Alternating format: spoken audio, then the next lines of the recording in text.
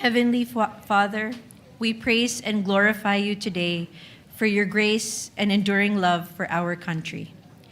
Thank you for the resilience you have blessed us with. Even in the face of challenges, you see your hand of protection over our people.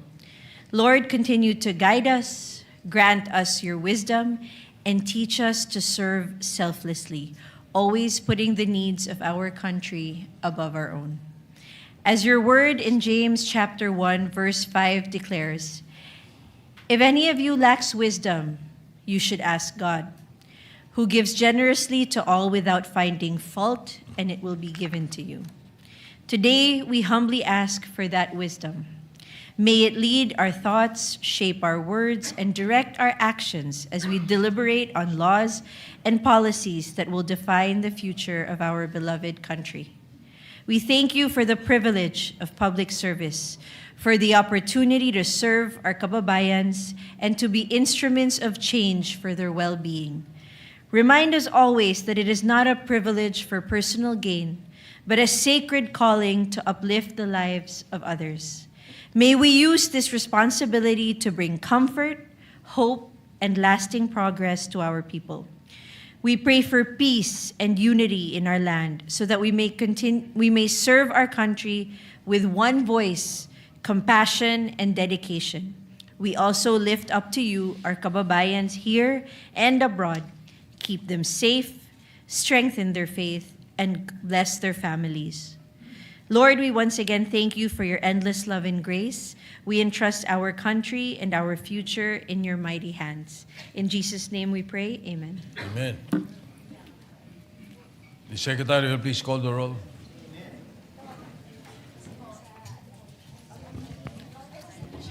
Roll call of members. Honorable Senator Aquino, Senator Cayetano Alan, Senator Cayetano Pia, Senator De La Rosa, Senator Ejercito, Senator Escudero, Senator Estrada, Senator Gatchalian, Senator Go, Senator Hontiveros, Senator Lacson, Senator Lapid, Senator Ligarda, Senator Marcoleta, Senator Marcos, Senator Padilla, Senator Pangilinan, Senator Tulfo Erwin, Senator Tulfo Rafi, Senator Villanueva, Senator Villar Camil, Senator Villar Mark, Senator Subiri. The Senate President is present. With 19 senators present, the chair declares the presence of a quorum. Majority Leader. Thank you very much, Mr. President. Before we start the day, I'd just like to greet all our lady senators a happy Valentine's Day, Mr. President. Advance happy Valentine's. And maybe to add to the prayer of Senator Camille Villar, she could have said, Lord, please help Senator Sherwin Gatchalian find a date for Valentine's. Kidding aside, Mr. President, we'd like to recognize the guests in the gallery, particularly the JIL Women's Volleyball Team, champions of the Bulacan University Collegiate Athletics Association, together with Coach H. Ailion and Ma'am Cheryl Jose. We have also with us guests of Senator Bamakino and Senator Pangilinan, local government officials from the province of Catanduanes led by Governor Patrick Azanza, also barangay officials from Milaor, Camarines Sur, together with Mayor Anthony Reyes and Father Roger Barbecho, Mayor J. Vincent Capistrano of Salay, Misamis Oriental, and Vice Mayor Popoy Pangadupon of Marawi City. Also, Mr. President, we have with us guests of Senator Alan Cayetano. SK officials from the city of Taguig are here with us as well, Mr. President. Yes, I think we also have Mayor Sarmiento and Councilor Nuco of Mamay High, Laguna. So we welcome all our guests to the Senate this afternoon. Thank you very much for joining us. Thank you very much, Mr. President. I Majority believe Leader. the good Senate President would like to prevail of the privilege hour. Would you like it done now, Mr. President? I can ask for suspension so that Senator Lacson could... Yes, Mr. President. yes, session, Mr. if you President, will. may be suspended for me. Session suspended.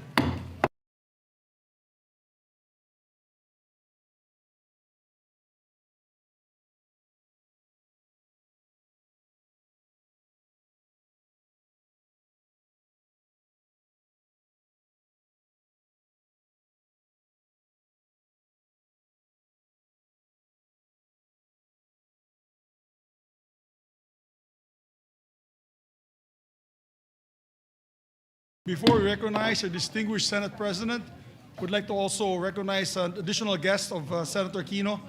Vice Mayor Julio Samson of North Sagaray, Bulacan is also with us, Mr. President. Mr. President, may we recognize our distinguished Senate President Vicente Soto III, to avail of the privilege hour, Mr. President. The Senate President, Senator Vicente Soto III, is recognized. Thank you, Mr. President. Thank you, my esteemed colleagues. Thank you for allowing me, before the reverence of business, to be recognized for this. The first time I delivered a privileged speech in the Senate was August of 1992. And the topic, more or less, is connected to my topic today, which is my first privileged speech in the 20th Congress. I rise today, Mr. President, to once again convey and place on record my history on the fight against drug abuse and illegal drugs. I will discuss it in three parts, Mr. President.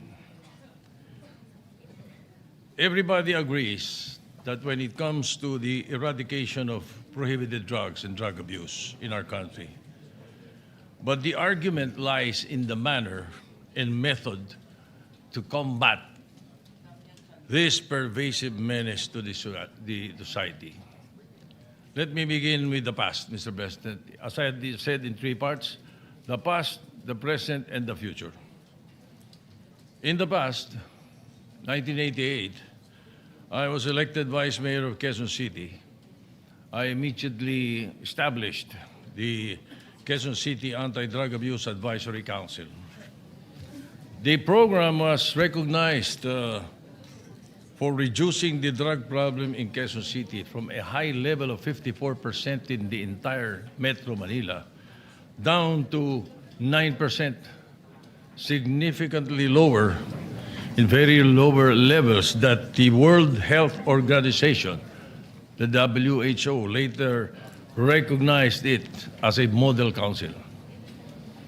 This is one of the reasons why I ran for the Senate in 1992, to author laws against illegal drugs and drug abuse. During that time, Mr. President, shabu was a regulated drug, for the information of the Gen Zs and the millennials. In 2002, I principally authored Republic Act 9165, or the Comprehensive Dangerous Drugs Act, which was enacted into law that year.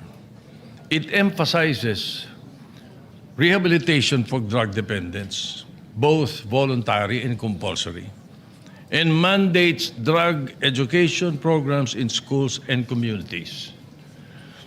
Now, as a staunch and long-standing advocate against illegal drugs, I always convey that this battle must be holistic. As a matter of fact, it is a war. There must be four major concerns and success in the four major concerns. And what are these? Enforcement, prosecution, prevention, and rehabilitation. Enforcement, kahit ubusin mo, Mr. President, ang lahat ng pusher sa Pilipinas, lipulin mo, ilagay mo sa isang island, bombahin mo yung island. Kumuha ka naman, ipunin mo lahat ng droga sa buong Pilipinas. Cocaine, shabu, marijuana, designer drugs, heroin, lahat na.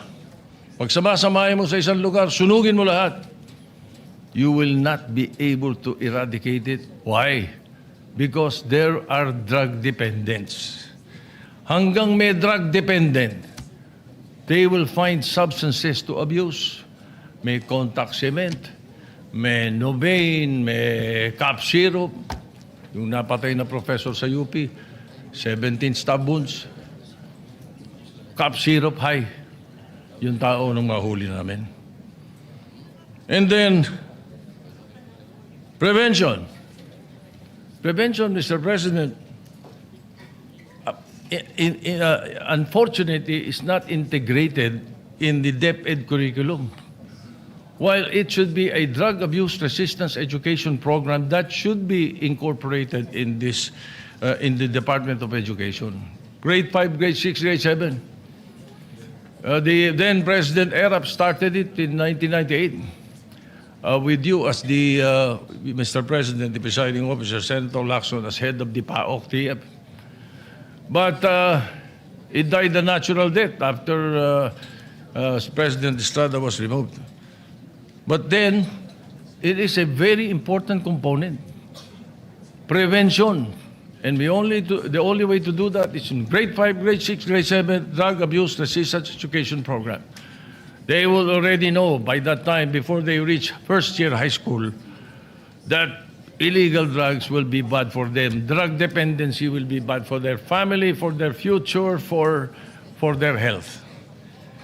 And then rehabilitation, Mr. President. Rehabilitation should be lodged in the Department of Health. It is, as a matter of fact, lodged in the Department of Health based on the law that I have authored, Republic Act 9165. But we asked the DOH, are you doing it? Are you accrediting all the rehabilitation centers in the Philippines? Ang problema, may pinapasok sa rehabilitation center, Mr. President. After 6 months lalabas, pag after another 1 or 2 months, balik uli. Why? Because the profiling is wrong. Because the program being used is wrong. Hindi ho ganun kadali mag-rehab. We must find the profile, we must define the profile of the drug dependent. Ano man bagay sa kanyang rehabilitation program? Iba-iba po yan. Merong faith-based, merong 12 steps Minnesota model, merong multidisciplinary, merong therapeutic community which is being done in Bikutan and it's very successful. At yung eclectic. So, Mr. President, hindi po ganun kadali yun. So, again, why am I saying all this? Because I want to go into the present. Eto ngayon, pinanggit ko yung prosecution.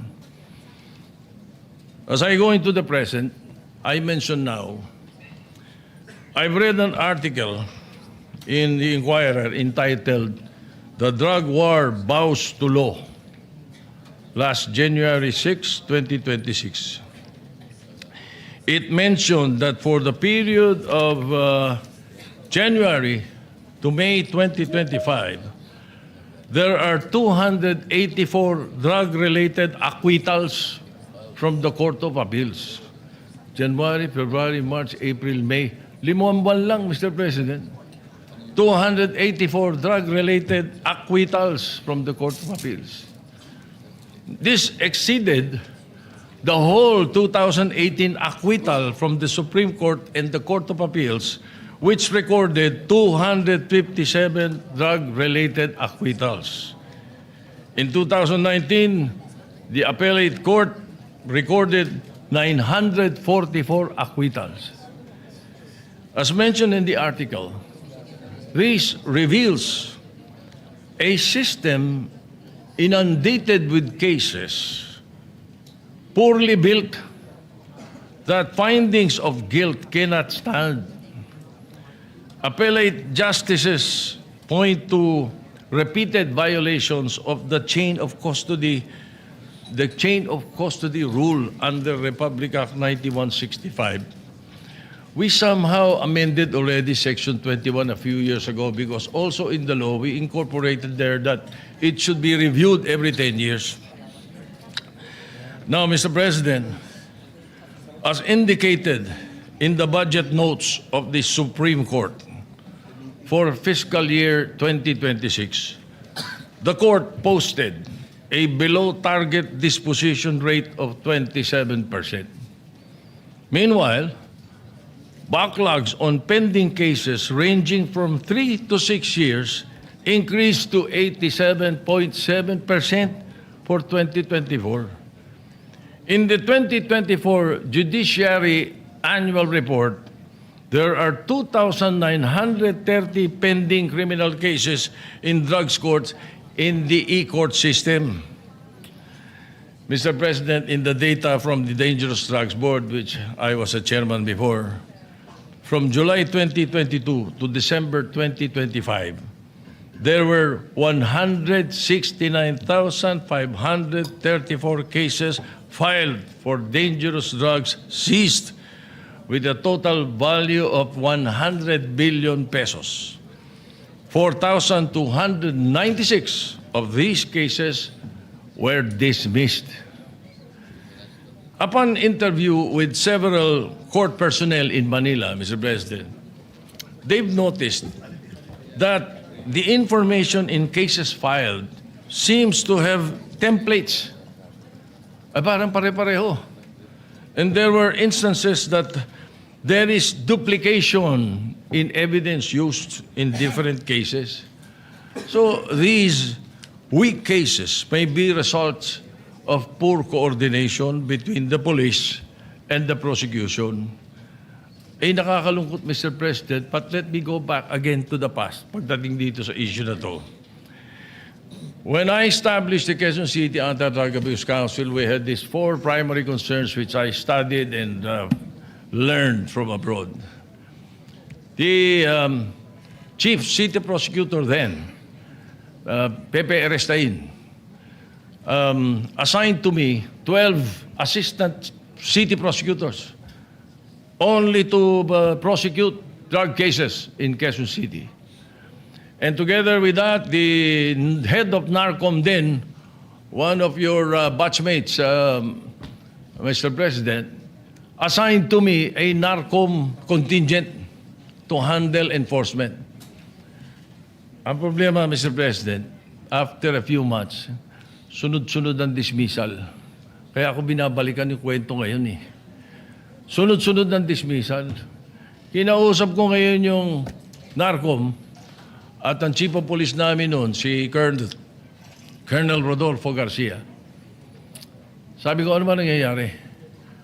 Bakit ba? And then I also talked to the prosecutors, the 12 prosecutors, city prosecutors headed by Fiscal Tomas. Sabi sa akin, Mr. Vice Mayor, hindi marunong mag-file ng kaso yung mga pulis mo. Kaya hirap na hirap kami. Inadi-dismiss. Yun ang sagot. Nung tanungin ko yung mga pulis at yung NARCOM agents, sabi ko, hindi rin kayo marunong mag-file ng kaso. Ang sagot po sa akin, hindi ho, nalalagyan yung mga prosecutor mo. Ba, hindi ko alam kung sino paniniwala sa kanila, Mr. President. But again, I recall all this after I've seen all these dismissals in the different courts.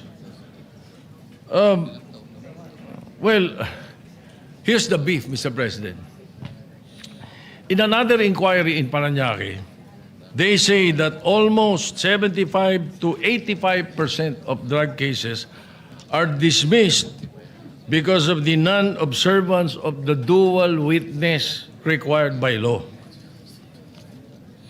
Ito na, according to enforcers, it's a challenge to have buy-bust or entrapment operations due to lack of availability of prosecutors during the buy-bust, media, or elected officials at the time or of immediately following.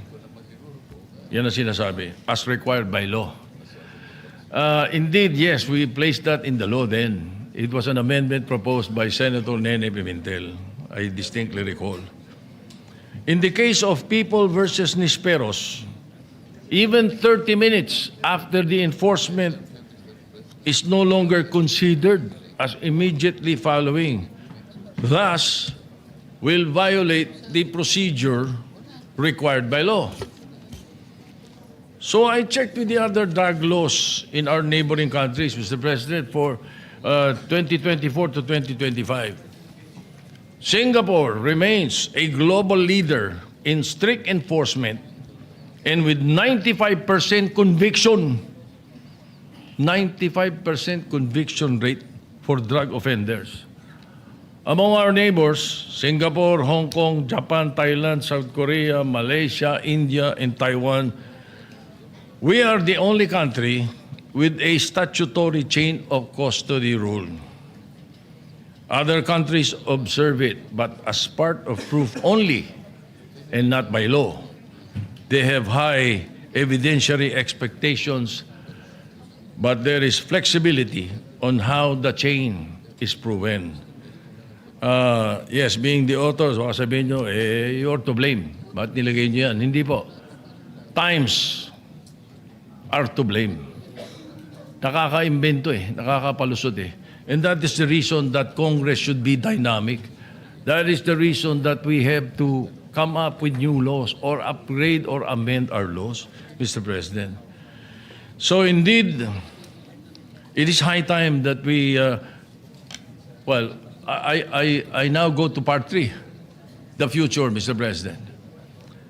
It is high time we amend again Section 21 of Republic Act 9165. Instead of mandating that witnesses must be elected officials, representative of DOJ or media in every organization, we can mandate that the two-witness rule be ordinary citizens living in the area or body-worn cameras in lieu of witnesses. There is also a need, Mr. President, to streamline the marking requirements, especially during in flagrante delicto arrests. So, Mr. President, it's about time also for the passage of the creation of the Presidential Drug Enforcement Authority. I believe it is essential at this point in our history in time. This agency will oversee and aid in the proper filing of drug cases, and if possible, to assign lawyers in every precinct to assist in the strict enforcement of the law. Hindi po military unit dapat ang PIDEA. It should be overseeing and monitoring all the drug enforcement units, anti-drug enforcement units. So this PIDEA, which I am proposing, aims to unify enforcement, prosecution, prevention, and rehabilitation under one roof to ensure a holistic and effective approach. Mr. President, the scale of justice must be balanced. The effectivity of enforcement and prosecution must be equally accorded with due process to protect the citizens from abuse of authority. It is high time for a holistic reform in the whole of government approach to eradicate illegal drugs and drug abuse. So, Mr. President, that concludes my history and my fight against drug abuse and illegal drugs. Thank you, Mr. President. Thank you, Senate President Soto. Majority Leader. Mr. President, I believe that our distinguished Senator, Senator Macoleta, would like to interpolate the good Senate President, if he may wish so. Yeah, Senator Marcoleta is recognized to Maraming interpolate. salamat po, Mr. President. Mr. Sponsor, kung sana po ay makakapagtanong po ng ilang bagay sa inyo pong privilege speech na binitawan sa hapong ito. Certainly, Mr. President, with pleasure. Mr. President, unang-una po ay pinasasalamatan ko ang ating,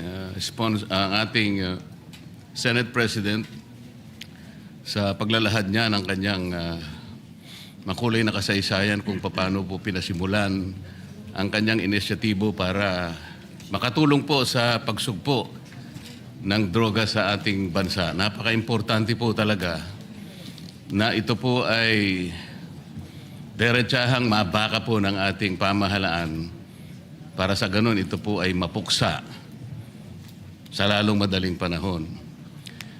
Ngunit kagaya po ng paghahalimbawa na ginawa ng ating Senate President, para pong maski po siya'y nalulungkot sapagkat nung siya po ay nagsimula niyan, siya po ay Vice Mayor po ng Quezon City. Pwede po bang maitanong, Mr. President, kung anong taon po yun? 1988, Your Honor, Ngayon po, January 1988 were the elections. I was sworn in as vice mayor, if I recall it right, February 2 of 1988. Ngayon po, Mr. President, tayo po ay 2026 na at kayo po ay Senate President na po. Mga ilang taon po yung pagitan mula nung kayo'y maging Vice Mayor at ngayon po ay isa ng Pangulo ng ating Senado. 37 years, if my mathematics is still working, Mr. President. So, Ginoong Pangulo, sa halos 40 taong pakikipagbaka natin sa droga, na ngayon ay nalaman nating isa pa lang ating gagalang-galang na Senate President ang nagpasimula nito. Ngunit sa kanya pong paglalahad ay may halo pong kalungkutan dahil sa kanya pong paglalarawan kanina, kahit na po hulihin natin lahat ang mga puser at ang mga gumagamit nito, at kahit sakasakali na meron po tayong magagawang kaparaanan na sila ay ilagay lahat sa isang isla. At meron po tayong karapatan at kakayahan na pasabugin ang isla na yon. Siguro po iniisip po ng ating Pangulo, Mr. President, na sa kanya pong frustration talagang, kuminsan nga po, mahalos maiisip nyo na po yun eh. Dahil siguro sa kagustuhan niyang mapuksa ka agad, bobombahin na lang niya. Pag halimbawa po natin, Mr. President, nakahanap siya ng isang napakabagsik na bomba. Talaga pong walang natirang isamang kaluluwa. Namatay po lahat, Mr. President. Pero sabi niya, hindi pa rin po sapat yun eh. Hanggat meron tayong lilitaw ng mga kababayan, sabi po niya, na dependent sa droga, mananatili pong magkakaroon tayo ng problema. Tama po ba yung aking pagkakarinig, Mr. President? Tama po yun, bagamat pagdating po doon sa issue ng human rights, yung akin po ay theoretical lang, na kapag kahit ubusin mo lahat ng puser sa Pilipinas, in a way, kung ika ngay medyo mong pasabugin sa isang lugar at mawala sila lahat, theoretical lang naman yun. Alam ko po yun, Mr. Ika nga ganun pa rin, magkakaroon pa rin ng hahanap pa rin po sila kung meron kang drug dependent. Kaya nga ho, ang totoo po niyan, kapag naksawata natin ang drug dependency, ang bigat nga, mas mabigat sa akin yung prevention and rehabilitation kaysa sa enforcement and prosecution kung tutuusin. Sapagkat kapag napigil mo lahat ang drug dependent sa Pilipinas, yung mga bagong 13 years old hindi na magdodroga at yung mga dating drug dependent na inahirehab mo, wala nang bibili. Mr. President, I have said this before, the day we stop buying is the day they stop selling. Wala na magbebenta, Mr. President, dahil walang bibili. Like for example, in this case, dito sa ating ngayon, maglagay ka na isang tambak na cocaine dyan. Kung walang drug dependent dito, walang hihipo nun. Basura yun, Mr. President. That is what I mean. Thank you. Salamat po sa inyong pagpapaliwanag. Yun din po ang pagkakaintindi ko, Mr. President. Kahit na theoretically magagawa po natin yun, ay talaga po palang mahihirapan din tayo. Ito po paglararawan na lang na kaya nating gawin.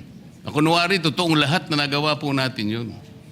Mananatili pong maharap po tayo sa problema dahil may babangon po pang mga iba pang mga drug dependents na ang pinagmumulan po nito ay marami pong mga problema sa buhay. Iba't iba pong kalagayan sa buhay.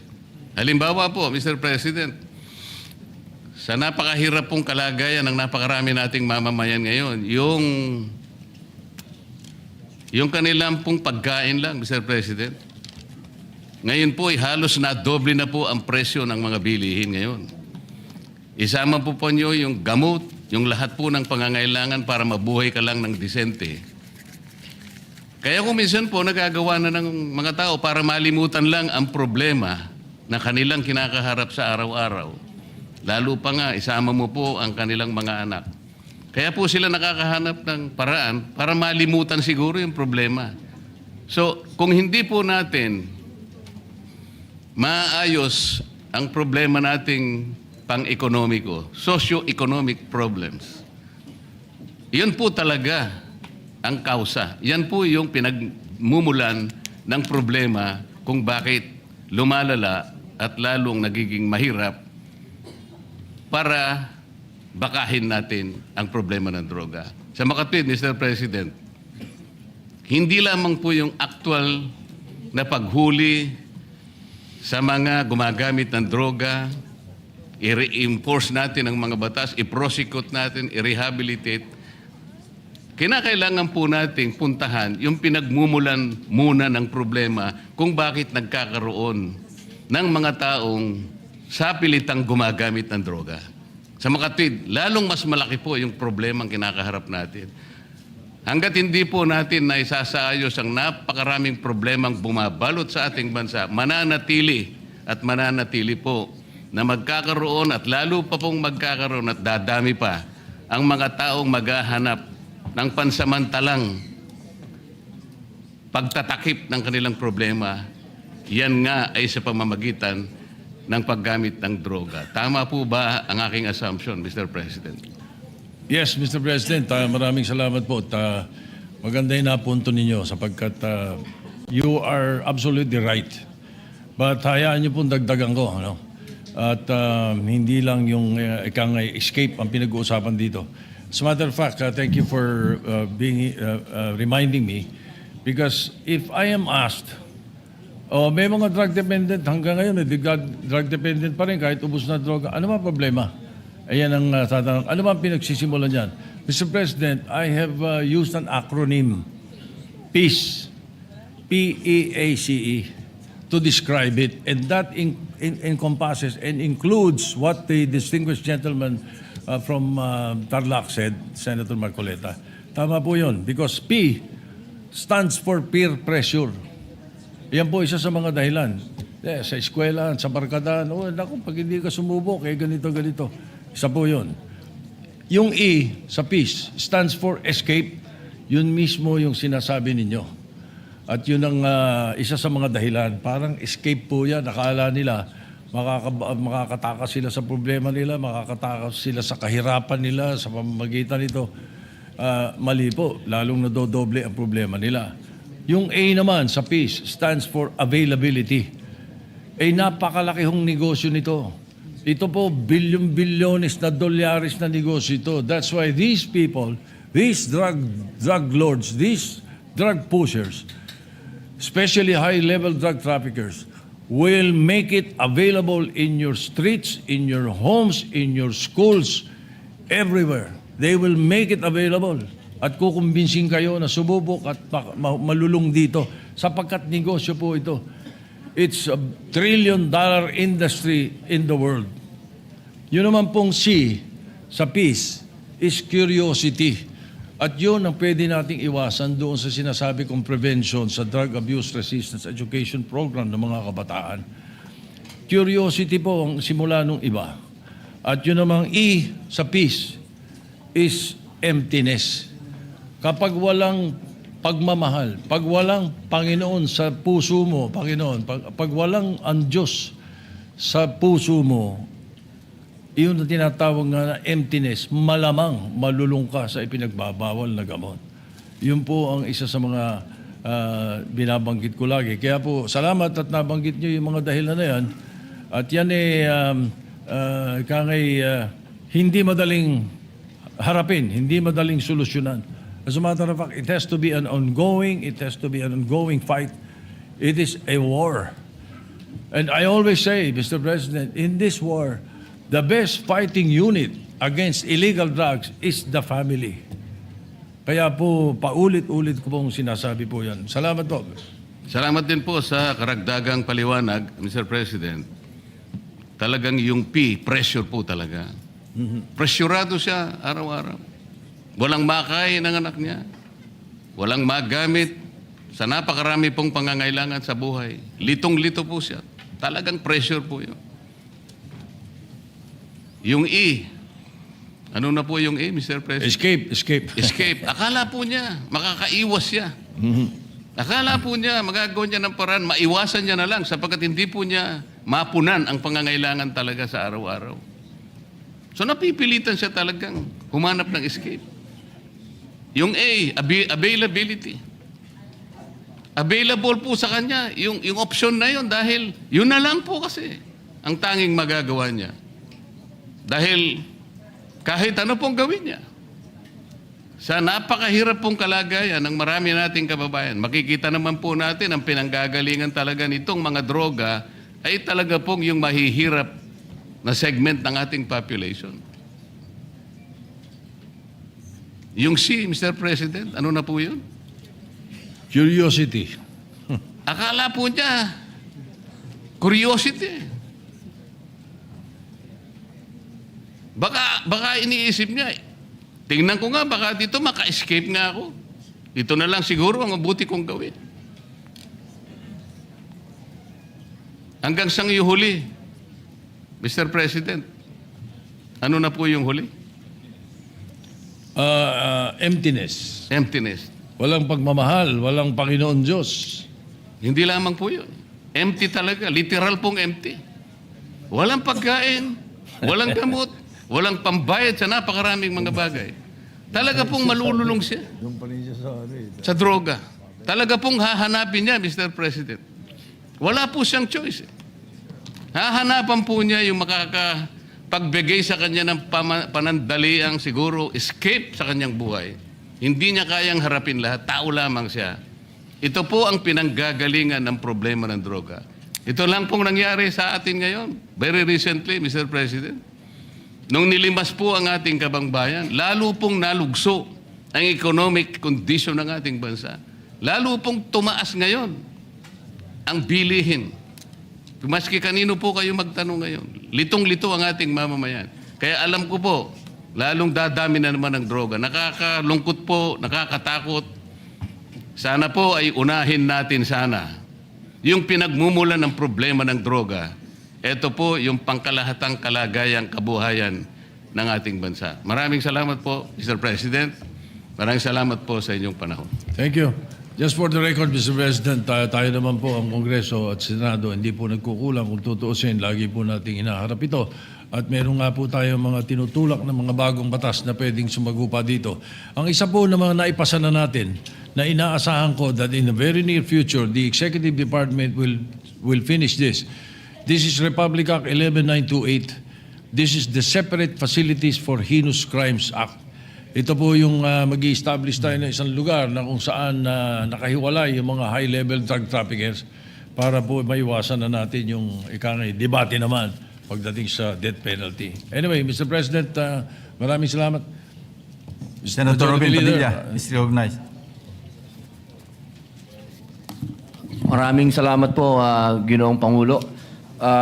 Nais ko naman pong magbigay ng konting pahayag sapagkat nabanggit po ng ating Ginoong Pangulo ang patungkol po sa pagtatayo ng mga pasilidad para po sa mga involved po sa droga. Nais ko lamang pong banggitin sa ating plenaryo nung panahon po na ako po ay nakulong sa Bilibid, si Ginoong Pangulo po ang tumulong po sa amin makapagtayo ng therapeutic center sa loob. Kung natatandaan niyo po, Ginoong Pangulo. Opo, tatandaan ko po at saka pinadagdagan ko po yung Building po sa loob. Yung pagkain po ninyo, pinataasan ko yung budget. Opo. Yan po ang mga naging institusyon na po ngayon yan sa New Bilibid Prison, sa Bureau of Correction, yung pong Inmates Crusade Against Drugs. At ito po ay tinulungan po kami ni Ginoong Pangulo, Senator Vicente Soto III. Kaya isa pong malaking tulong po ito sa Bilibid sapagkat dito po ay naihiwalay po yung mga drug offenders doon po sa mga tinatawag po natin na mga kriminal. At ito po, nagkaroon po kami ng mga building doon. At ito po ngayon ay kinikilala na programa po sa Bucor. Meron lang po ako sana na mababanggit din po sana dito sa ngayon na dapat din po natin pong harapin.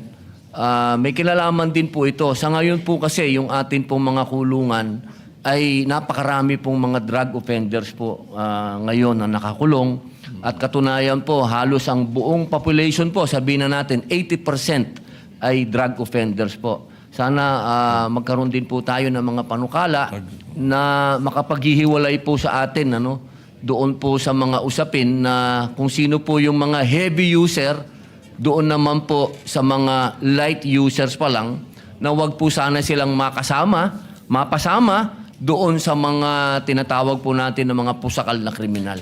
Yun lamang po, maraming salamat po uli sa inyong lahat. Salamat po. Salamat po, Mr. President. I wish to thank the distinguished gentleman from Camarines, from Bicol, and Nueva Ecija, Senator Robin Padilla. Yes, tama po yun. Mga 70 to 75% po ng nakakulong ay drug-related actually, yung kanilang mga kaso. At yung sinasabi po nila na suggestion na baka maihiwalay, pwede po natin yan i-incorporate doon sa tinatayo po na separate facilities for heinous criminals. Nahihiwalay po sila. So mangyayari po, aalisin natin dapat sa Muntinlupa, yung New Bilibid Prison sa Muntinlupa. At ililipat natin ang mga taga-Luzon sa Luzon, ang mga taga-Visayas sa Visayas, at ang mga taga-Mindanao sa Mindanao. Bakit po naisipan yan at nilagay ko puro sa batas yan? Sapagkat ang nabalitaan ko, at ito po ay mapapatunayan ng ating kaibigan at ating kasamang senador, Mr. President, na kapag ang isang PDL or person deprived of liberty ay hindi na dinadalaw ng pamilya, yan po ay based on my research at saka pag-aaral po yan. Marami pong inabot ang sa akin ng Department of Justice during that time. Sa matter of fact, binigay ko po kay Senator Frank Rilon yan nung araw when he was Secretary of Justice, na kapag hindi na dinadalaw ng pamilya, doon nag-uumpisang magloko yung PDL. Doon na nakakasama ng mga gang, na barkada, na siguro po ay mapapatunayan ito ni Senator Padilla. Totoo po yan. Opo, ako po'y sumasang-ayon sa atin pong Ginoong Pangulo. Sa katunayan po, nung 19th Congress, ako doon po ay nagsulong ng regionalization. Totoo po yun. Kapag ang tawag po namin dyan, mga tawid dagat. Kapag ang tawid dagat po ay hindi na nadalaw, eto na po, nagkakaroon na po ng mental health issues na po talaga. At nauuwi na po ito minsan sa pagiging buryong. Yun po ang tawag namin doon. Pag naburyong yan, ay pwede na po yan talaga minsan mag-amok o manaksak. Opo. Yan po yung mga talaga mga tunay na problema. At napakaganda pong marinig na ito po ay pag-uusapan po uli. At inshallah ay magkaroon po ng batas na maging regional na po talaga ang Bilibid. Sa ngayon po, ito'y nandoon na. It's a matter of the Executive Department executing it now. Kasi nga, tama yung binanggit nila. At sumasang-ayon siya sa sinabi namin, sumasang-ayon din po ako sa kwento niya. Sapagkat kapag ikaw ay, ang isang PDL ay taga Sultan Kudarat, paano kang bidalawin sa Muntinlupa? Baka once a year hindi ka madalaw noon. Lalo na kung ito'y kapos. Kapos. At karamihan sa ating mga kababayan doon ay kapos. So pag hindi na dinadalaw, yun ang nag-umpisa. So dali natin sila sa Mindanao, yung mga taga Mindanao. Taga Visayas sa Visayas. At yung mga taga Luzon sa Luzon.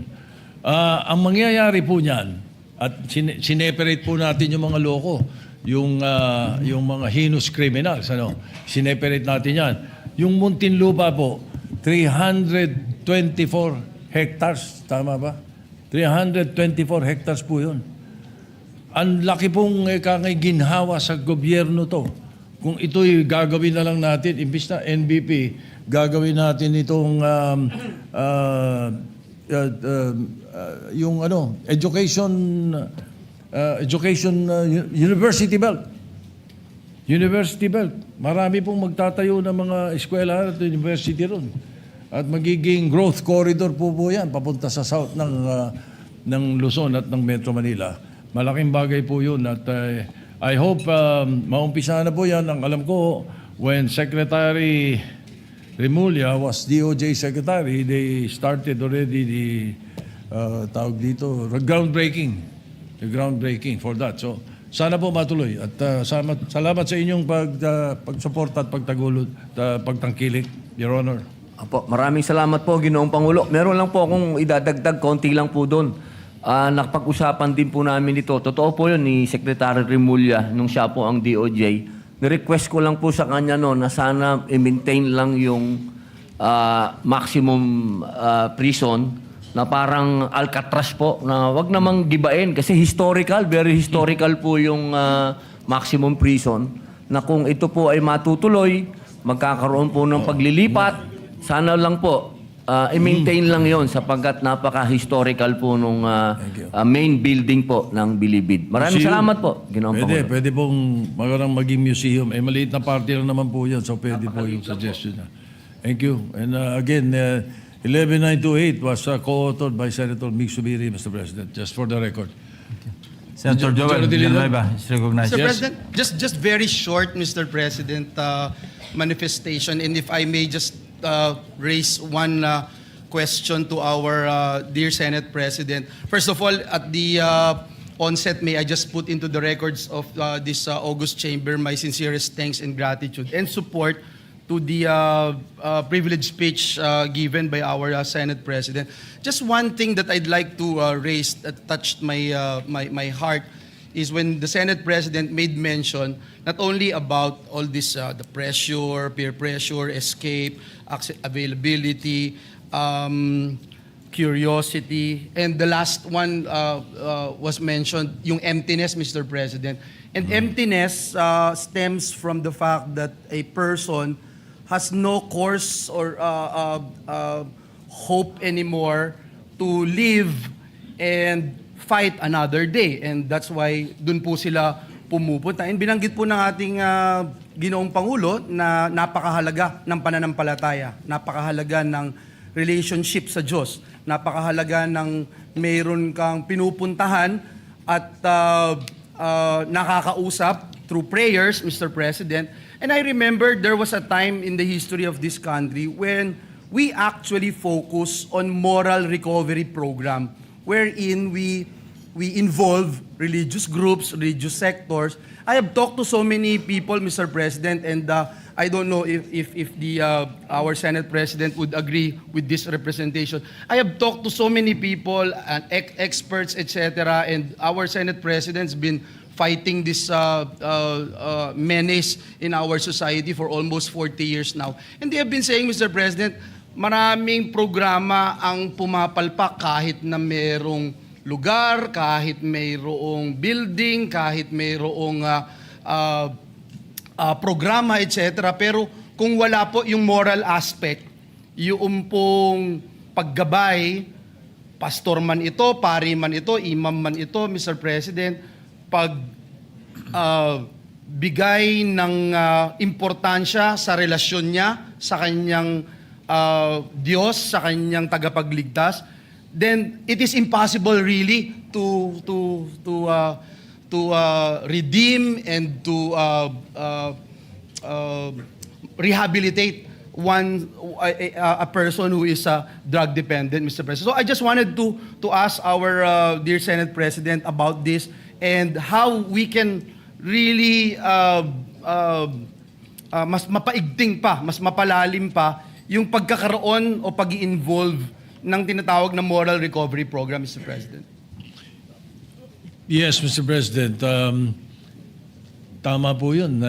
Iyan po isa sa mga pinakamahalaga na parte sa atin sa buong buhay, hindi lang tungkol sa droga, kundi sa kabuuan natin. Yung moral recovery ng ating bansa, we will have to focus on faith. Whatever religion we believe in, we must focus on faith. As a matter of fact, yun po sa sinasabi ko sa rehabilitation program, ang isa ho sa pinakamatalaba, aside from therapeutic community, yung pong faith-based. Yung faith-based rehabilitation program, ang isa sa pinaka-effective na programa, Mr. President. And the moral recovery is immediate. Iba talaga kapag ang kausap mo ay ang Panginoon Diyos at talagang ibinubukas mo ang sarili mo at isinusuko mo sa Kanya.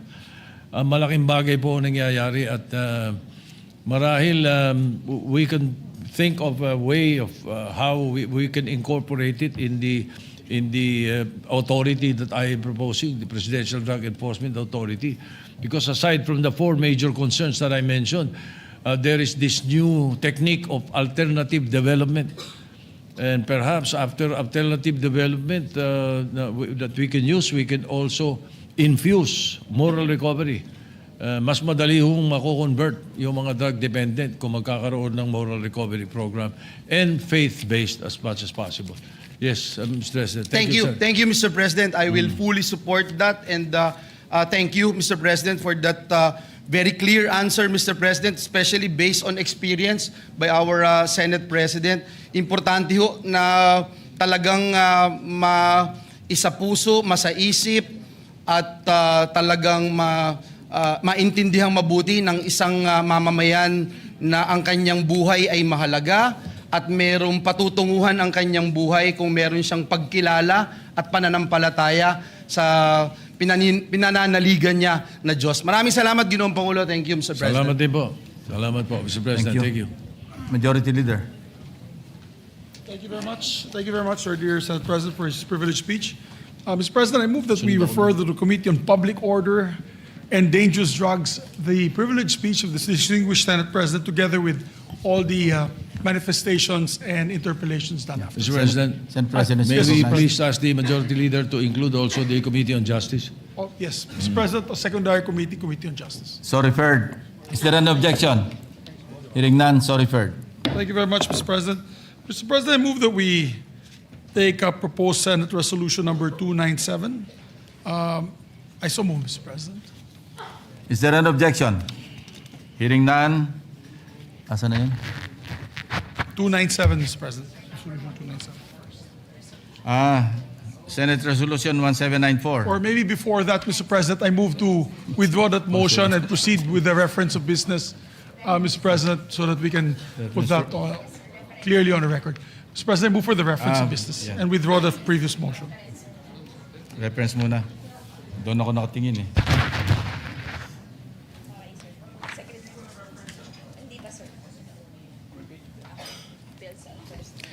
Bills on first reading. Senate Bill number 1794, anak establishing a 25-bed capacity hospital in Barangay Casigang Municipality of Santo Tomas, Province of Davao del Norte, to be known as the Santo Tomas Municipal Hospital in operating Funds 4 by Senator Marcos. Referred to the Committee on Rules. 1795, anak establishing a post-traumatic stress disorder awareness and education program by Senator Villar M. Referred to the Committee on Health and Demography. 1796, anak establishing the Philippine National Public Park System and operating Funds 4 by Senator Villar M. Referred to the Committees on Urban Planning, Housing and Resettlement, Tourism, Ways and Means, and Finance. 1797, anak proclaiming the first Friday of March as Firefighters Recognition Day by Senator Villar M. To the Committee on Public Order and Dangerous Drugs. 1798, anak integrating a comprehensive study of Philippine history during World War II into the higher education curriculum by Senator Villar M. Referred to the Committee on Higher, Technical, and Vocational Education. 1799, anak ensuring gender-responsive and inclusive protocols and programming to address the gender-differentiated needs of women during emergencies, including public health concerns, pandemics, and natural and man-made disasters by Senator Villar M. To the Committees on Women, Children, Family Relations, and Gender Equality, Health and Demography, and Finance. 1800, anak establishing a green public recruitment program for all branches of government by Senator Villar M. To the Committees on Sustainable Development Goals, Innovation, and Futures Thinking, and Finance. 1801, anak mandating the formulation and implementation of programs on sleep disorder awareness by Senator Villar M. To the Committee on Health and Demography. 1802, anak promoting the use of baybayin as a tool for cultural development of the Philippines, providing for its promotion, protection, preservation, and conservation by Senator Villar M. Referred to the Committee on Culture and Arts. 1803, anak preserving the indigenous sports and games of the Philippines by Senator Villar M. Referred to the Committees on Culture and the Arts and Sports. 1804, and institutionalizing the appointment of economic and investment promotion officers in local government units, amending for the purpose of Public Act Number 7160 of the Local Government Code of 1991 by Senator Villar M. to the Committee on Local Government, 1805, an act establishing a national high school in Barangay San Roque, Municipality of San Isidro, Province of Davao Oriental, to be known as San Roque National High School in appropriating funds thereof by Senator Go. to the Committee on Rules, 1806, an act enabling banks to expand service delivery channels through cash agents and providing guidelines therefore by Senator Marcos.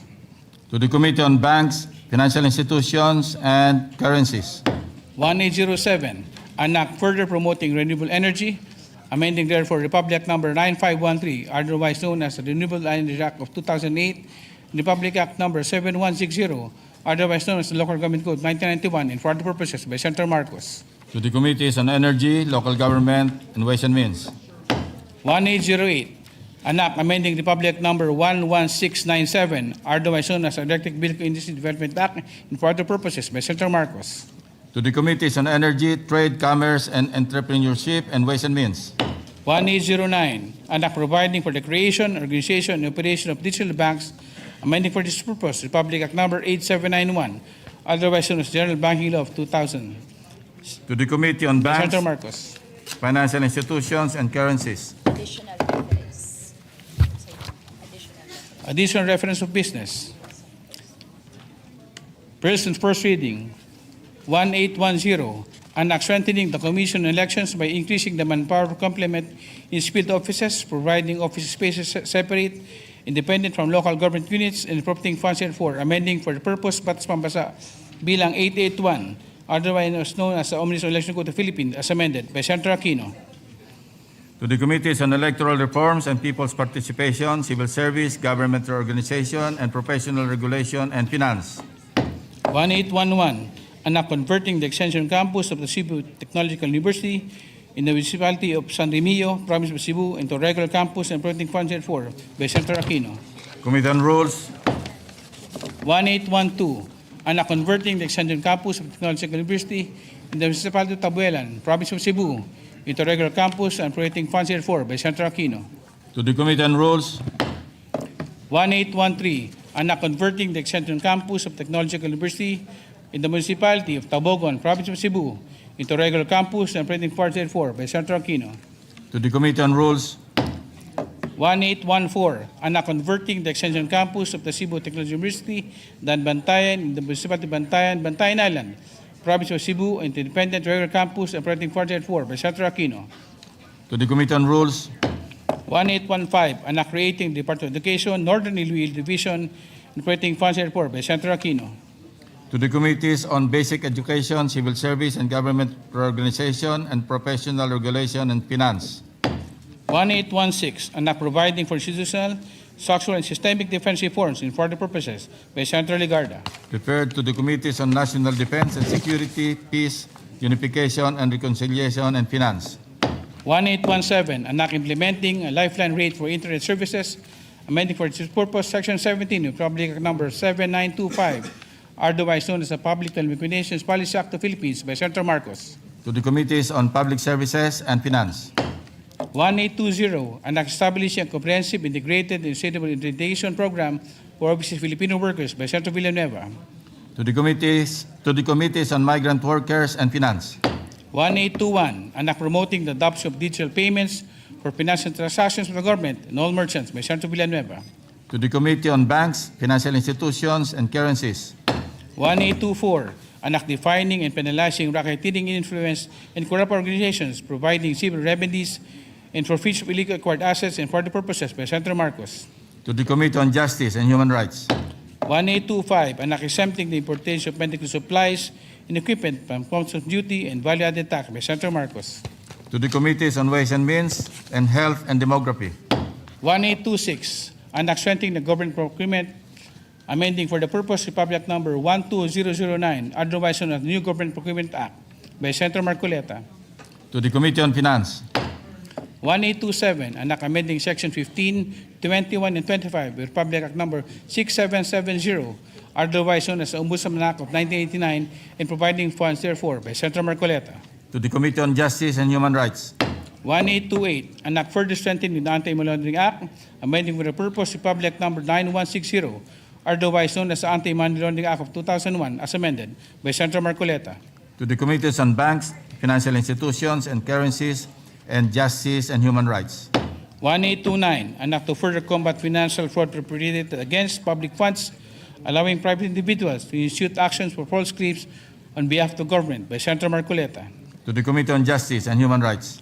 1830, an act mandating accessibility, inclusivity in all tourism sites for persons with disability and senior citizens, operating funds therefore and for the purposes by Senator Tulfo E. To the Committees on Tourism, Social Justice and Welfare, and Rural Development and Finance. 1831, an act to establish a Philippine Coast Guard Academy, allocating funds therefore and for the purposes by Senator Marcos. To the Committees on Public Services, National Defense and Security, Peace, Unification and Reconciliation, and Finance. 1832, an act promoting internship by initializing a financing program for micro and small enterprises through the Pondo sa Pagbabago at Pag-asenso Program and promoting funds therefore by Senator Tulfo E. To the Committees on Trade, Commerce and Entrepreneurship, Economic Affairs, and Finance. Resolutions. Resolution number 291. Resolution directing the appropriate Senate committee to inquire in need of legislation on the status of production and publication of the Philippine map reflecting to the West Philippine Sea pursuant to Receipt Order number 29, within the view of ensuring the timely production, publication, deposit, and international notification thereof by Senator Marcoleta. To the Committees on Foreign Relations and Environment, Natural Resources, and Climate Change. 297, resolution honoring the life and legacy of Honorable Jose de Venecia Jr., expressing the deepest sympathies and condolences of the Senate upon the passing of the former Speaker of the House of Representatives and Venerable Statesman by Senator Gatchalian.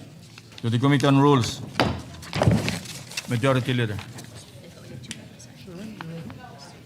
Thank you very much, Mr. President. Mr. President, I move that we consider proposed Senate Resolution number 297. Mr. President. Senate. Yes. Proposed Senate Senate Resolution Resolution number 297. Consideration is in order. Thank you very much, Mr. President. May we ask the Secretary to read the title of the measure? The Secretary is directed to read the title of the measure.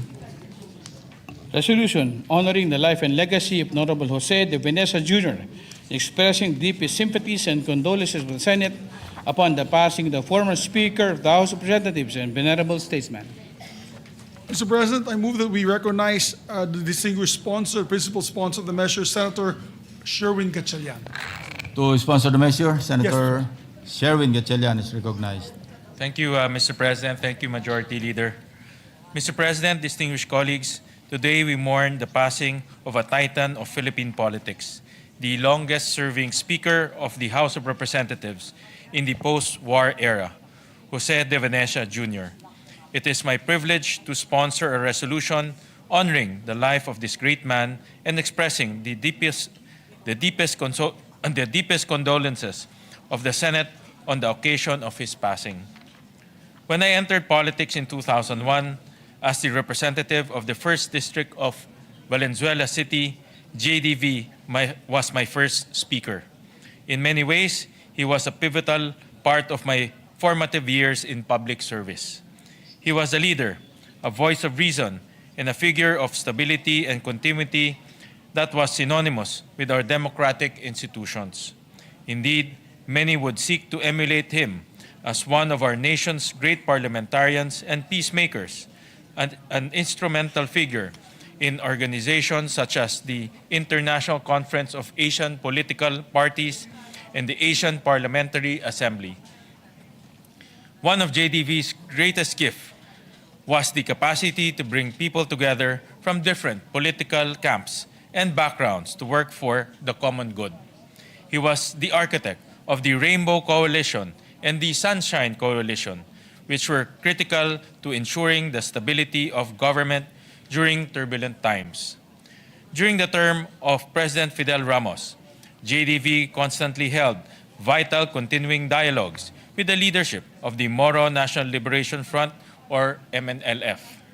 The efforts of the Peace Panel culminated in the 1996 peace agreement between the government and the MNLF.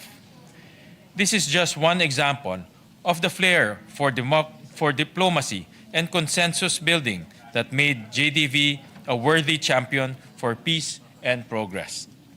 Ultimately, JDV's legacy is one of quiet service, of reliability, of building bridges between diverse peoples. It is a legacy that brought a sense of calm and stability to government, opening the door for lasting change, reform, and progress to make its way from the halls of Congress to the households of our countrymen. It is a legacy that influences my work in public service to this day. In closing, I would like to express my deepest condolences to Congresswoman Gina De Venecia and to the rest of the De Venecia family. You will always be in our prayers, and we thank you for the privilege of knowing Speaker JDV.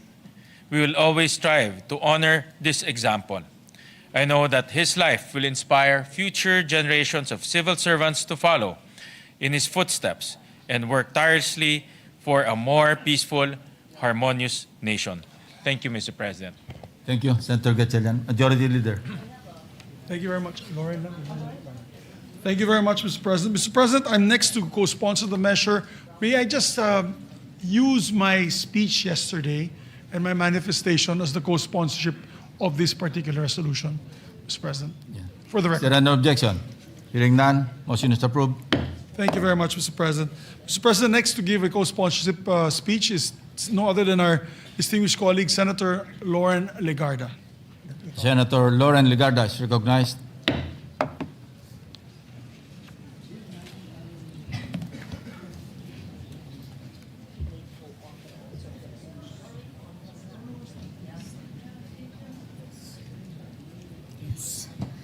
Thank you, Mr. President. Parang kailan lang tayo ay nagbigay ng pahayag sa Senate resolution, maybe a year ago, when he was here. He was very much alive then. I'm glad we did so. I think it was Senate President Chis Escudero at the time. Yes, so I'm glad that we did that. I rise today, Mr. President, with deep sorrow to honor the life and legacy of former Speaker Jose De Venecia Jr., our beloved Manong Joe. I extend my heartfelt condolences to Congresswoman Gina, Manay Gina to many, and the entire De Venecia family, including our colleague in Congress, former Congressman Christopher Toff De Venecia, who shared with him, with the nation, for so many decades. JDV was a statesman of rare vision. He was a journalist, a diplomat, a legislator, a global advocate for peace. He was the longest-serving Speaker of the House of Representatives, and under his leadership, the House became a forum for bold ideas and national renewal. He believed in dialogue, in coalition building. Anong tawag nun? Rainbow coalition. Similar to what Majority Leader Migs Zubiri espouses, and in the power of consensus. His initiatives for peace, from Mindanao to the Middle East, reflected his conviction that the Philippines must always be a bridge for understanding. But beyond the titles and the accomplishments, I remember the personal kindness of Manong Joe. In 1997 and early 1998, yan, ang bata pa natin noon. When I first became a senator, still learning to navigate the world of politics, he believed in me. Hindi po ako siguro tatayo bilang senador dito ng pang-apat na termino kung hindi po niya ako pinili kasama ni Manay Gina at kasama si then President Ramos na masama sa kanilang lakas slate. In fact, nagtanggal pa po sila ng mga kabinete nila sa lakas para ma-accommodate po sa 12-man slate ang babaeng batang journalist at the time. He encouraged me to take the risk and quietly stood by me. I would not be here today if he had not given me that trust. What I will remember most are his simple words of encouragement, his genuine guidance, the way he made you feel that your work and your voice mattered. He was not one to impose, rather, he guided with gentle persuasion. I remember during the campaign, he would talk about globalization in 1998, when the crowds were rowdy and clapping, and he would talk about his vision for the Philippines and for the world as early as then, and perhaps the people were uncomfortable with such discourse in a campaign rally. But I recall conversations with him on the plane when we would take the flight together. As a neophyte in politics, he would handpick me to join him in some meetings and in rallies where the other more veteran re-electionist senators could not make it. Kasama ko po nun si Bobby Barbers, kasama ko po nun si Tito Gingona, kasama ko po nun si Rene Cayetano. Kasama ko nun si Nani Perez, kasama ko rin nun, was it Nina Rasul? Yes. No, not Jovi Salonga, Mr. Senator Villanueva. So, I would be reminded that politics is not about power for its own sake, but about service and the responsibility to uplift lives. He believed that leadership was measured not by titles, but by the ability to inspire others to act with courage and conviction. His legacy will live on in the leaders he inspired, the policies he championed, the countless lives touched by his vision of the Philippines that is strong, respected, and at peace. And even beyond his terms as speaker, he would attend global fora and speak about peace, sustainable development, and he enjoyed how, as a young senator, I tried to espouse climate resilience when nobody else quite understood what it meant in 1998. He would call me, Iha, alika, paliwanag mo sa akin ito. Naintindihan ka ba? Ikaw ba ay nagsasalita tungkol dito? And we would talk about it. Whether it would be in Asian and ASEAN forum, or even Middle East meetings, or even in the European Union and in the IPU. Thank you, Manong, for the trust, the guidance, the friendship that I will forever honor.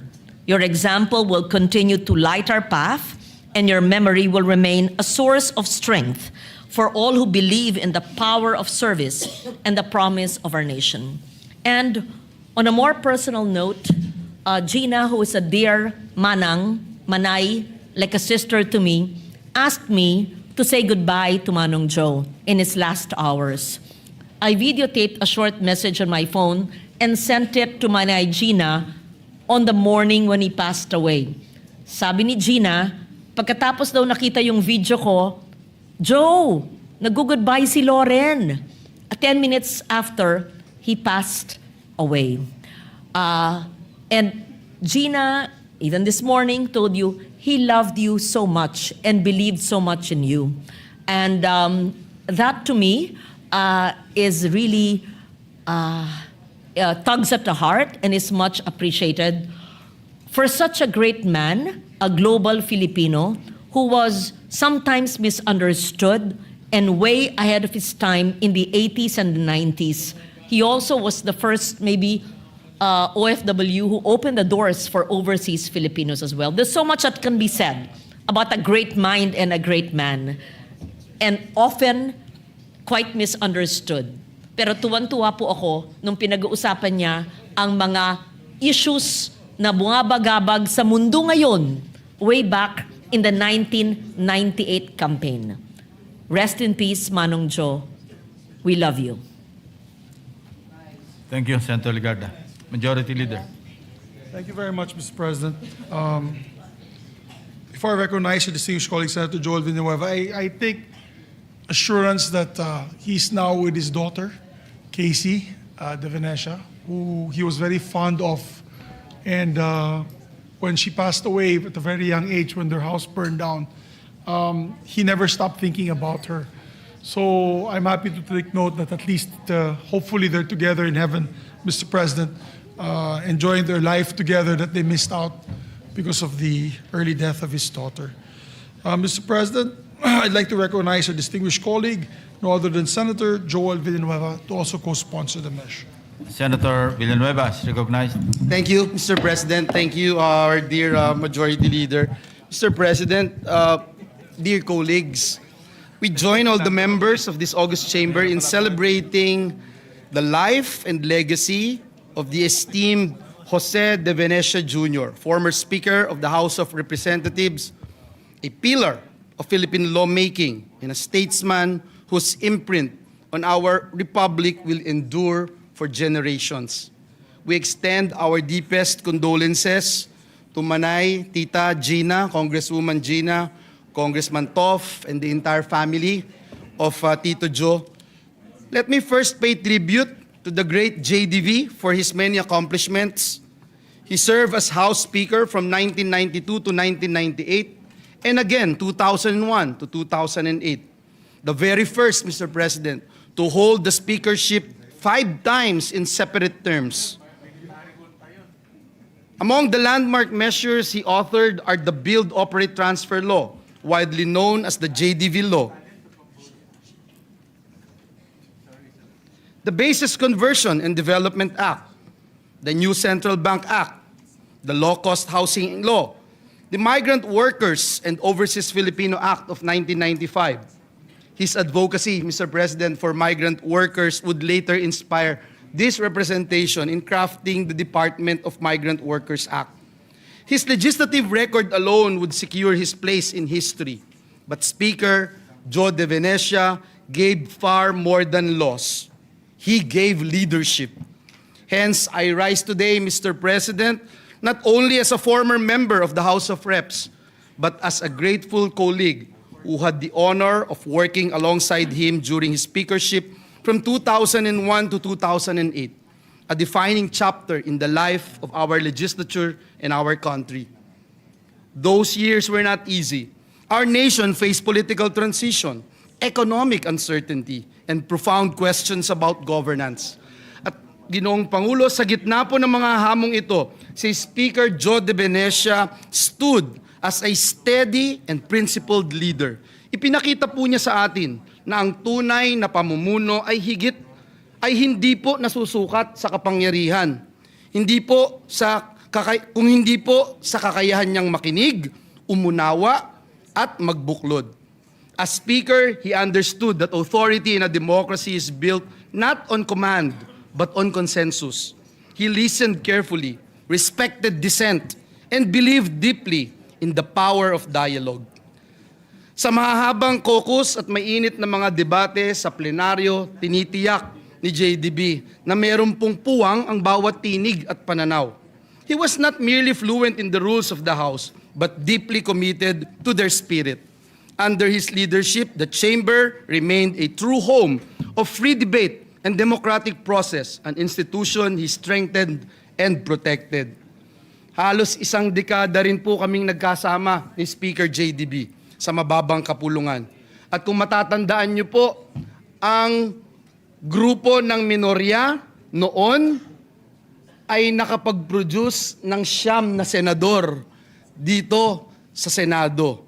Nandiyan po sila Senators Alan Cayetano, Senator Chis Escudero, Senator Amy Marcos, Senator Risa Ontiveros, Senator T.G. Gingona, Senator Noynoy Aquino, Senator Cynthia Villar, Senator Sani Angara.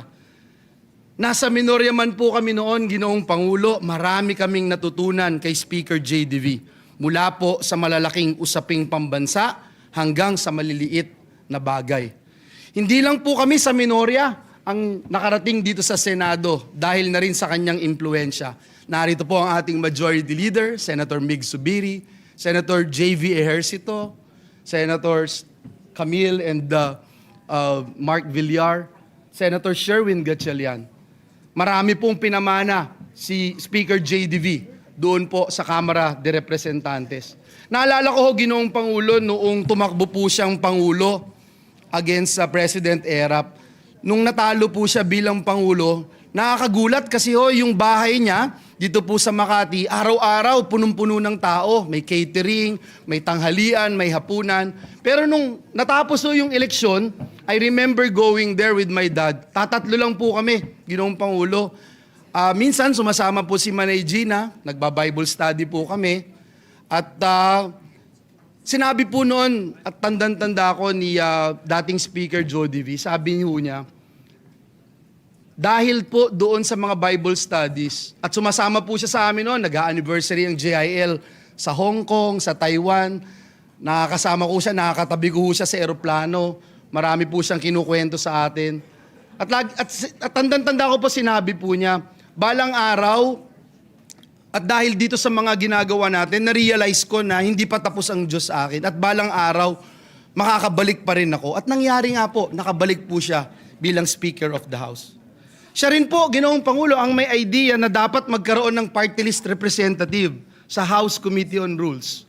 Kaya po, dumating yung pagkakataon noong 2002, ako ay kauna-unahang naging part ng Committee on Rules ng House of Representatives. Idea din po niya na dapat ang party list group ay magkaroon din ng representasyon sa Commission on Appointments.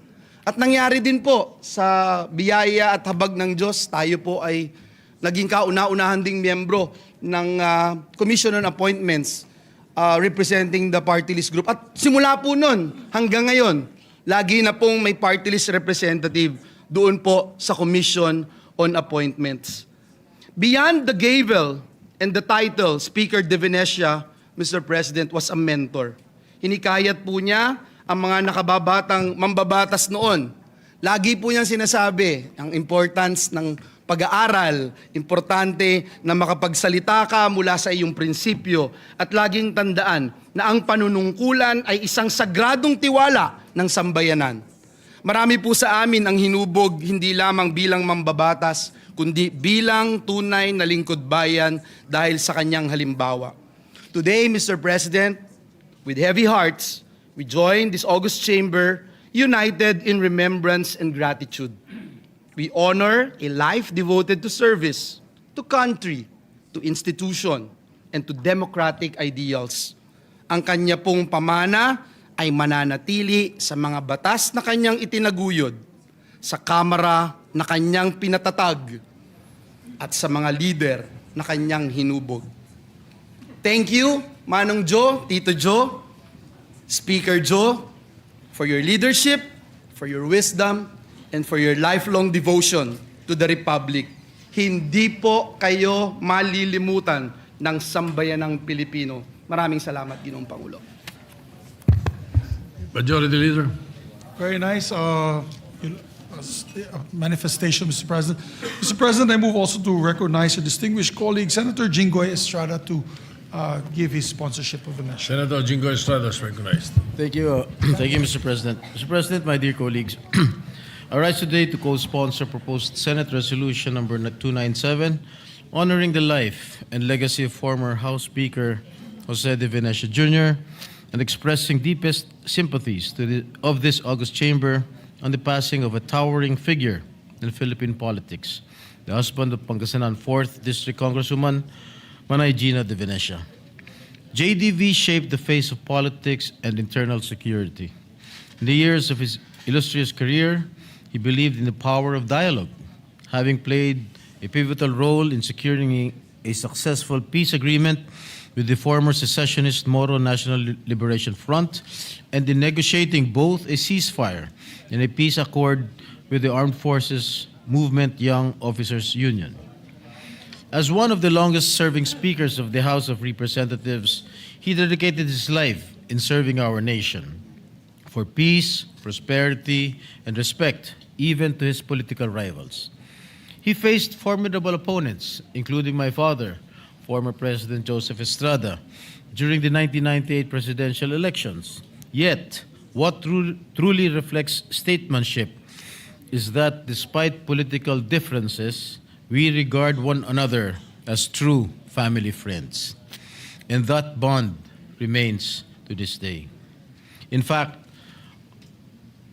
last year, both Speaker Joe and Manay Gina de Venecia visited my father at our residence in Green Hills, San Juan, and I was observing both of them talk in our dining table. Nakakalungkot dahil sabi ni Speaker de Venecia sa tatay ko, ikaw ba nakalabang ko noong 1998? Sabi ng tatay ko, di ba, tinalo ba kita o ikaw ang nanalo? Medyo nakakalungkot yung pagkikita ng dalawa, pag-uusap ng dalawa dahil both are already in their advanced age. Hindi katulad noong 1998 when they were really very bitter rivals. But after that incident, of course, after the election day, they became best of friends. Anyway, his friendship with the Estrada family continues to remind us that politics is indeed temporary. Beyond politics, he was a devoted husband, father, and grandfather. Tito Joe, thank you for your leadership, dedication, and your belief in the Filipino people. Muli, ang aming taus-pusong pakikiramay sa mga naulila ni Congressman Joe de Venecia. Maraming salamat po, Ginoong Pangulo. Majority Leader. Maraming salamat, Mr. President. Next to also sponsor the measure is no other than Senator Mark Villar, Mr. President. Senator Mark Villar is recognized. Mr. President, my dear colleagues and guests of the Senate, good afternoon to all of you. Today I rise with profound respect and deep gratitude as this chamber adopts Senate Resolution number 297, honoring the life and legacy of former House Speaker Jose de Venecia Jr., a statesman, a leader, and an inspiration for generations of public servants, including myself and many of those who sit in this chamber today. But for me, of course, I call him Tito Joe. As much as one's demise is an inevitable part of life that is filled with sadness, grief, and pain, it is also an opportunity for us to honor, commemorate, and celebrate one's life. Former Speaker Jose de Venecia is a prominent figurehead of Philippine politics, recognized as the longest-serving House Speaker, leading the lower chamber across different political landscapes and for almost 2 decades. He is a resolute leader whose steady hand harmonized varying and opposing voices towards genuine reform, peace, and unity. Mr. President, my father had the honor of working with JDV when they were both in Congress in 1992. My father recalled fond memories with the Speaker and the commitment he had in pushing for policies and initiatives that truly turned the lives of Filipinos for the better. And personally, marami po akong memories kay Tito Joe. Nung ako po ay estudyante at nag-a-apply po ako, gumawa po siya ng napakagandang recommendation para sa akin. At ako po ay malaking bagay po ito para sa akin dahil natanggap din ako sa college na in-applyin ko. At malaking bagay yung recommendation niya. This was I was 17 and I believe at the time Senator Camille was 10 years old. So marami na po kaming pinagsamahan ni Tito Joe at malaki pong utang na loob kay Tito Joe. Malaki pong effect niya sa buhay ko. JDV has left a legacy of legislative accomplishments that defined the socio-economic and political landscape we know today. He championed multi-sectoral legislation that uplifted the quality of life of many of our constituents. Former Speaker de Venecia was a leader who fought for genuine peace and unity.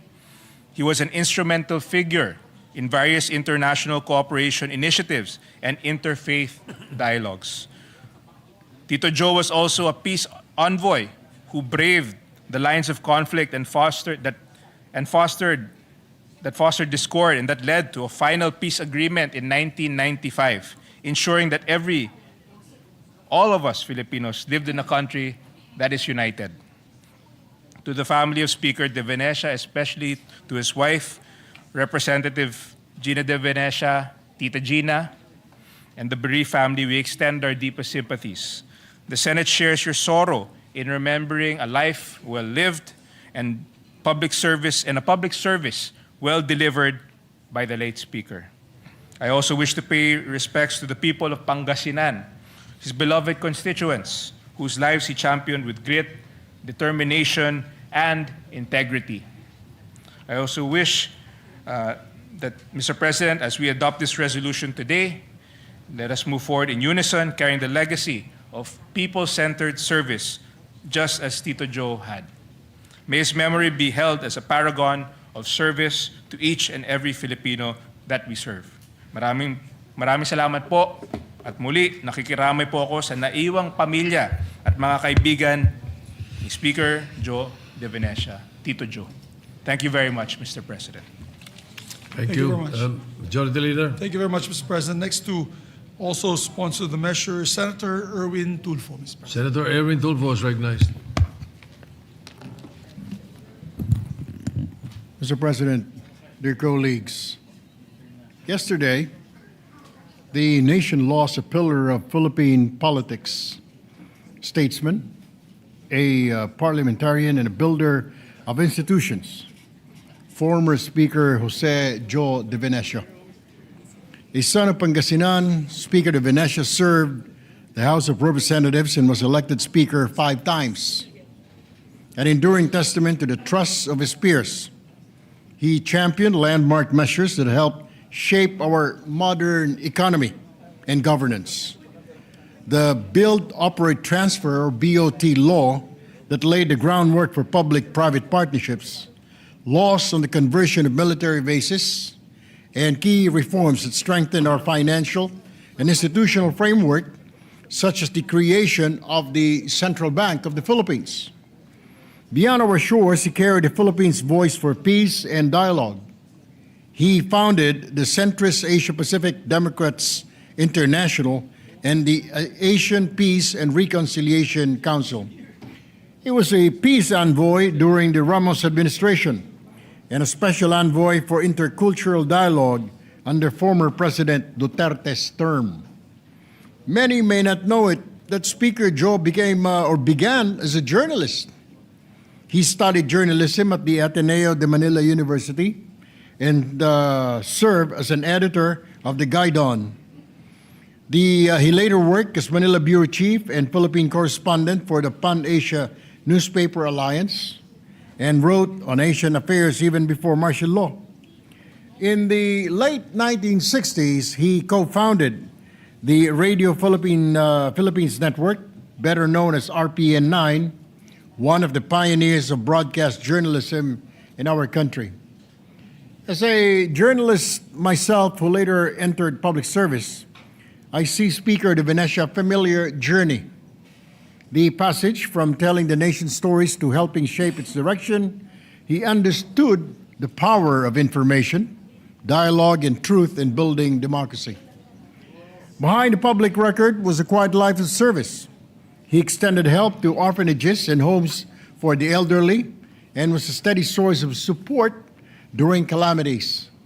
His generosity reached not only Dagupan in Manila, but communities across the Visayas and Mindanao region. Today, Mr. President, we honor a life spent in service, of laws passed, bridges built between peoples, and help given without cameras.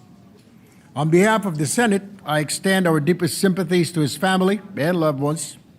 May his legacy remind us that public office is, above all, duty to build, to reconcile, and to serve. Thank you, Mr. President. Majority Leader.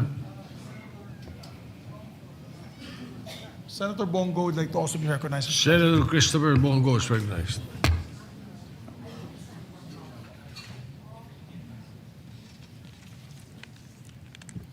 Mr. President, esteemed colleagues, I rise with deep respect to co-sponsor the Senate resolution honoring the life and legacy of former House Speaker Jose De Venecia. I extend my heartfelt sympathy and deepest condolences to his family, loved ones, and friends, lalo na po kay Congresswoman Manay Gina De Venecia, sa aking kaibigan na si Congressman Toff De Venecia at sa mga anak nito at buong pamilya ng De Venecia. Kaibigan ko po yung mga pamangkin niya way back high school. Former Speaker De Venecia devoted decades of his life to public service, leaving an indelible mark on our nation's political and legislative history. He was a statesman whose name has become known for public service, sound leadership, and unwavering dedication to the Filipino people. Wala pa po ako sa politika pero ang naalala ko parati pag speaker ay si Speaker De Venecia ang parati nating naririnig.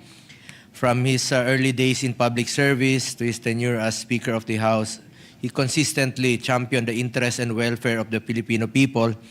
Under his leadership, the House of Representatives was not merely a legislative body, but a beacon of hope and an avenue for progressive change. He served as a special envoy for intercultural dialogue of the DFA during the administration of former President Rodrigo Duterte. Former House Speaker De Venecia served as the founding chairman of the International Conference of Asian Political Parties.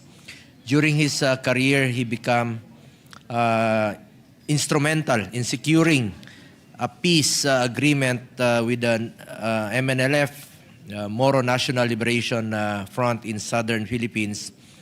Mr. President, former Speaker De Venecia was a tireless peacemaker, and his work resulted to various peace agreements and amnesty programs. Aside from being a 5-term Speaker at the House of Representatives, former Speaker De Venecia has been for years a trailblazer for the Filipino people, Asia, and the world. His contributions extended far beyond the confines of our legislative halls. On the international stage, he was a respected diplomat and a visionary leader who understood the importance of building bridges between nations. Parati niya pong binabanggit noon, nung nagkakausap kami, ay ito pong bilang founding chairman po ng International Conference of Asian Political Parties. As we honor the life and legacy of former Speaker De Venecia, let us always remember and be guided by his legacy, a legacy of hope, perseverance, and an unyielding commitment to the welfare of all Filipinos. Thank you, Mr. President, at paalam po, Speaker Jose De Venecia. Majority Leader.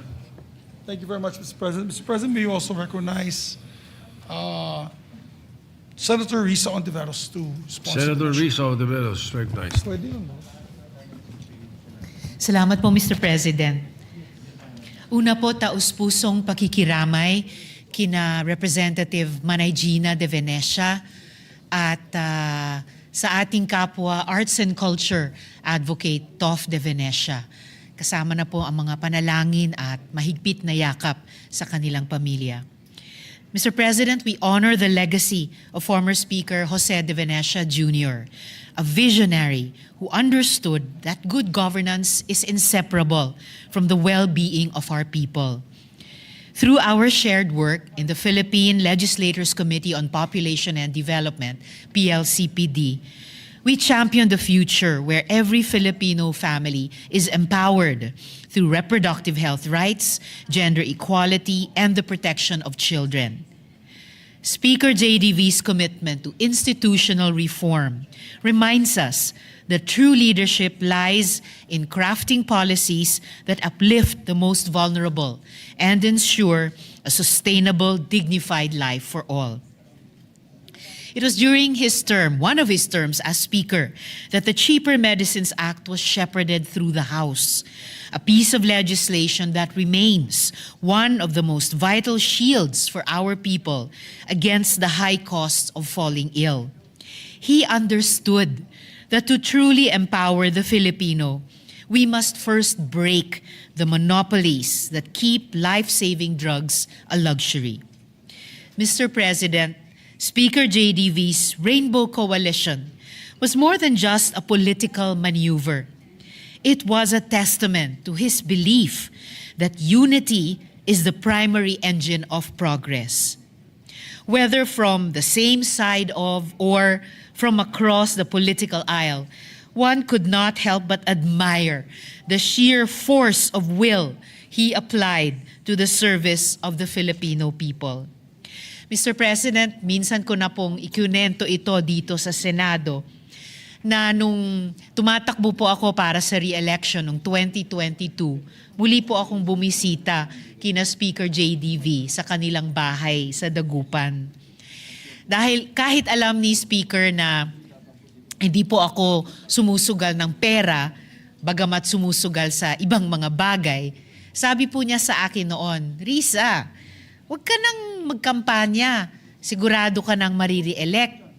Sinagot ko sila noon, Speaker, hindi po ako naniniwala dyan. Wala pong sigurado kaya puspusan po akong nangangampanya. Ang sagot naman po niya sa akin noon ay, o sige, ganito na lang. Pag ikaw natalo, babayaran kita ng 10,000 pesos. Pero kapag ikaw ay nare-elect, ikaw magbabayad sa akin ng 10,000 pesos. Pagkatapos ko pong mari-elect, paulit-ulit kong sinusubukang bayaran yung utang ko sa kanya. Sabi niya, iya, wag na. Ngayon, wala na po akong pagkakataong bayaran yung aking utang sa kanya. Pero, sa mga natitira ko pang taon at dekada ng buhay, babayaran ko po ang utang na loob ko kay Speaker JDV in ways that are worth much more than mere money. Today, Mr. President, through our Senate resolution, we bid farewell to a statesman who taught us that in the grand waltz of democracy, we must always keep dancing and moving forward together. Salamat po, Mr. President. Thank you, Senator De Veros. Majority Leader. Thank you very much, Mr. President. Mr. President, we'd like to also put on record that we'd like to, these following distinguished colleagues of ours, Senator Padilla, Senator Camille Villar, Senator Pia Cayetano, and Senator Kiko Pangilinan would like to insert to the record their sponsorship speeches of the measure, Mr. President, for the record. Therefore, we so inserted all the enumerated members of the Senate. Mr. President, before we act on the matter, I'd like to also move that all members be made co-author and co-sponsor of this measure, Mr. President. The motion is approved. All members are made co-authors. Mr. President, just my final say on the matter. You know, a lot of us gave our private personal insights. Senator Risa has hers. I have had several. But I would like to just say for the record, while working with this distinguished statesman, and that's why probably he was a statesman, he had no mean bone in his body. As a matter of fact, pag may sumisigaw na sa plenaryo, naalala ko yun, iniinsulto na siya, pagbaba niya sa plenaryo, yayakapin niya. Hindi niya, how do you say, di papansinin or isasnabin niya. Diretso siya dun sa taong yan, yayakapin niya at itatanong, ano bang may tutulo, ano bang problema, how can I fix the problem? Ganun siya. And I think to a certain extent, he was one of the last few statesmen that we had left. Of course, we had Senator Juan Ponce Enrile, who passed away recently. We've had Senator Ed Angara, the likes of Senator Ed Angara, Senator Joco Arroyo, and now we have lost Senator Joe De Venecia to the annals of history with his death, Mr. President. But on a personal note, working with him was a pleasure because if there was a problem that we took to him to solve, he would call all of us party leaders and discuss it. And when some of the party leaders would say, gibain natin, pahirapan natin, wag natin bigyan ng pansin o yung mga batas o yung mga bills niya, wag natin ipapasa. He would always object and say, wag naman. He'd always say that, wag naman. Kausapin natin siya. Let's do what we can to help appease the situation. Ganun siya, hindi siya vindictive na tao. And that's what I will miss about him. And I think that type of leadership was what got him elected 5 terms, historic 5 terms in Congress, Mr. President, because he was very well loved, well liked, and I mentioned this yesterday, Mr. President. He allowed all of us to shine. That is why I'm here today. That's why several of our colleagues are here today, because he would never tell us to stop or shut up in the plenary. He will never send a party whip and say, if you do not stop, mawawala yung allowance mo, mawawala yung benefits mo, mawawala yung stature mo, mawawala yung position mo. Hindi siya ganong klaseng tao, Mr. President. And I can recall one time that the presiding officer was Raul Gonzalez. Best friend yata ni Sen Ping yung si Congressman Raul Gonzalez kasi naging Secretary of Justice yun yung nung hinahabol si Senator Ping. Oh, siya ikaw best friend niya. Tama. I remember clearly, Mr. President, at that time, the vice chairman of the Committee on Appropriations was then from Iloilo, Congressman. He passed away already as well. What was the name? No, Iloilo City. Guimaras. No. Iloilo. He was former TESDA. Alam ni Senator Joel. Si Huco. Yes, Congressman si Huco, Mr. President. Kini-question niya yung budget. Siya po ay vice chairman ng APRO, which is, you're not allowed to do that in the House. Mortal sin yun kasi you're supposed to help the chairman as vice chairman. But he was objecting to the budget. I don't know for what reason.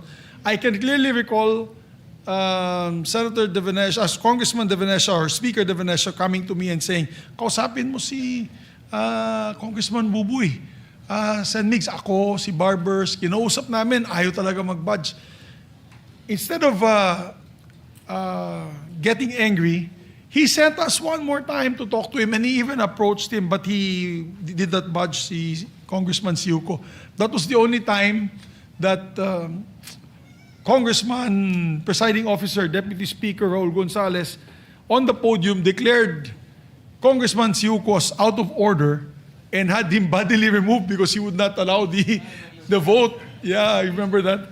He would not allow the vote to take place in the approval of the budget. So he was bodily removed. But he felt bad. Sumama loob ni Congressman Speaker Joe De Venecia because he did not want to have to do that action. For him, it was a drastic action, too drastic. Kaya natuwa naman ako. As I said, he had no mean bone in his body. And after that, I remember that when it was the next day, dinapitan niya si Buboy Siuko na imbis na magalit kay Congressman Buboy Siuko, sinabihan lang niya, "You're such a very naughty guy talaga. Naughty. Ganun lang, naughty." I remember he used to say that. So naughty. So, those were the days, Mr. President.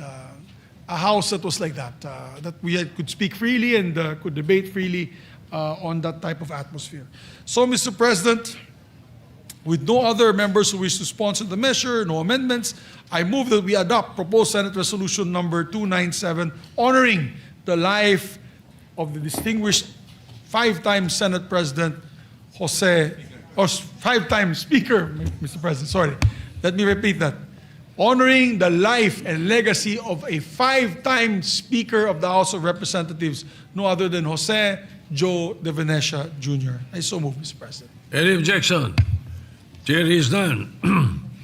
PS Resolution 297 is hereby adopted and approved. Thank you very much, Mr. President. And Mr. President, with your permission, could we give this? He will be having a eulogy in the House of Representatives on Monday. I'm sure you're invited, Mr. President, and several senators. Maybe we can take the resolution and give it to the family. I'll be there, Mr. President. If you Yes, I'm wish. sure the Majority Leader will be a very I could represent you, Mr. very good President. representative of the Senate to deliver the resolution. And we'll, of course, turn it over to the family. Thank you, Mr. President. Mr. President, we'd like to consider Senate Bill number 1508 under Committee Report number 12. Mr. President, with the permission of the body, this is the act authorizing the Department of Health to set and approve the bed capacity and service capability of all DOH hospitals, Mr. President. Any objection? Hearing none, in consideration of 1508 is in order. Mr. President, I move that we recognize the sponsor, Senator Risa Ontiveros, and to interpolate, we have our distinguished colleague, Senator Win Gatchalian. Senator Risa Ontiveros is recognized. Senator Sherwin Gatchalian is recognized to interpolate. Thank you. Thank you. Salamat po. Thank you, Mr. President. Thank you, Majority Leader. And will the gentle lady, Her Honor, accept a few questions on the proposed measure? Definitely, Mr. President. First and foremost, on the onset, let me commend Her Honor for coming up with a bill that will lay out the long-term plan for our hospital capacities. And I say this because during the budget deliberations, I had the experience of analyzing the healthcare system of the country, including the different mechanisms to help our constituents avail of hospitalization, medical assistance, and other health requirements. And I remember when we were talking about the mechanisms, most especially the medical assistance or MAIP in particular, when we were analyzing MAIP and also looking at the logic why we still need MAIP, one of the reasons and one of the justifications that were given to me at that time by the DOH and also from our other colleagues is a lot of our constituents experience overcrowding in public hospitals. They experience problems in securing beds, securing services. May mga nagsabi sa akin, this is also first-hand information, that in some of our hospitals, when you need surgery, this is public hospitals, sometimes it takes months, 3 months to get an appointment from doctors or even get a bed space because of the problem of overcrowding in DOH hospitals. And because of that overcrowding, it also spills over the local government hospitals. So pati yung mga local government hospitals natin also experience overcrowding. And because of this problem in overcrowding, a lot of our constituents are forced to take up the pay ward in the public hospitals. And some of them, kung kailangan na talaga magpa-opera or kailangan na magpakita ng specialista, they would transfer to private hospitals. And because of that transfer to private hospitals, many of our constituents would go to politicians, to go to people who have access to the guarantee letters, because the guarantee letters become the parang pangpuno o pangbayad doon sa private hospitals and also to pay wards. And when we were looking at this problem, one of the issues that we need to focus on is the capacity issues. Because if we have the capacity in our government hospitals, then our constituents will not be forced to go to pay wards or to private hospitals, and therefore we will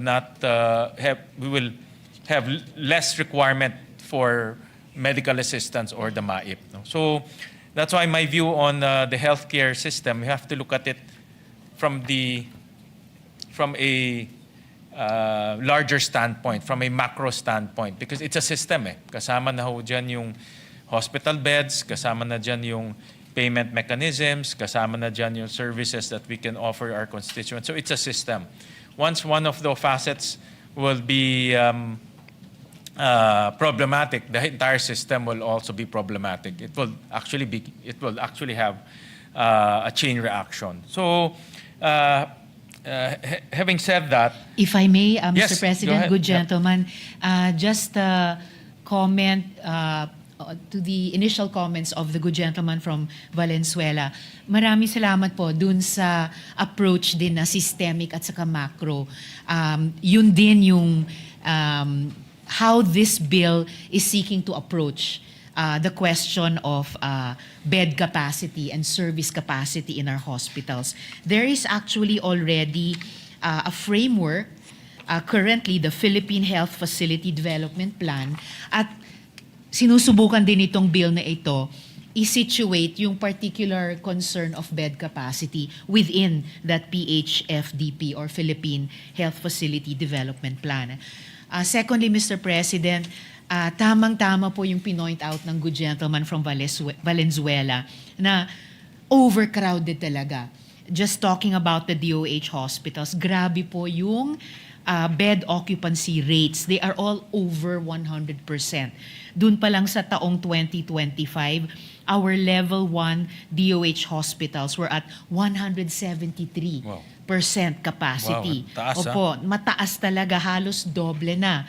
Level 2 DOH hospitals, 100.58% capacity. So over din. And level 3 hospitals din ng DOH, 106% capacity. So lahat nung tatlong levels na yon ng health facilities over. And last but not the least, at this point, Mr. President, dun sa opening comments ng good gentleman from Valenzuela, bed capacity in particular is impacted by this overcrowding sa mga DOH hospitals. Dahil sa ngayon, ang total bed capacity ng DOH hospitals sa Pilipinas ay at 31,642. That is already what we actually need at this point in time, which for 2026 current year, DOH hospital beds planned supply is 35,331. So dun pa lang sa current year, we are behind by about 4,000 beds, Mr. President.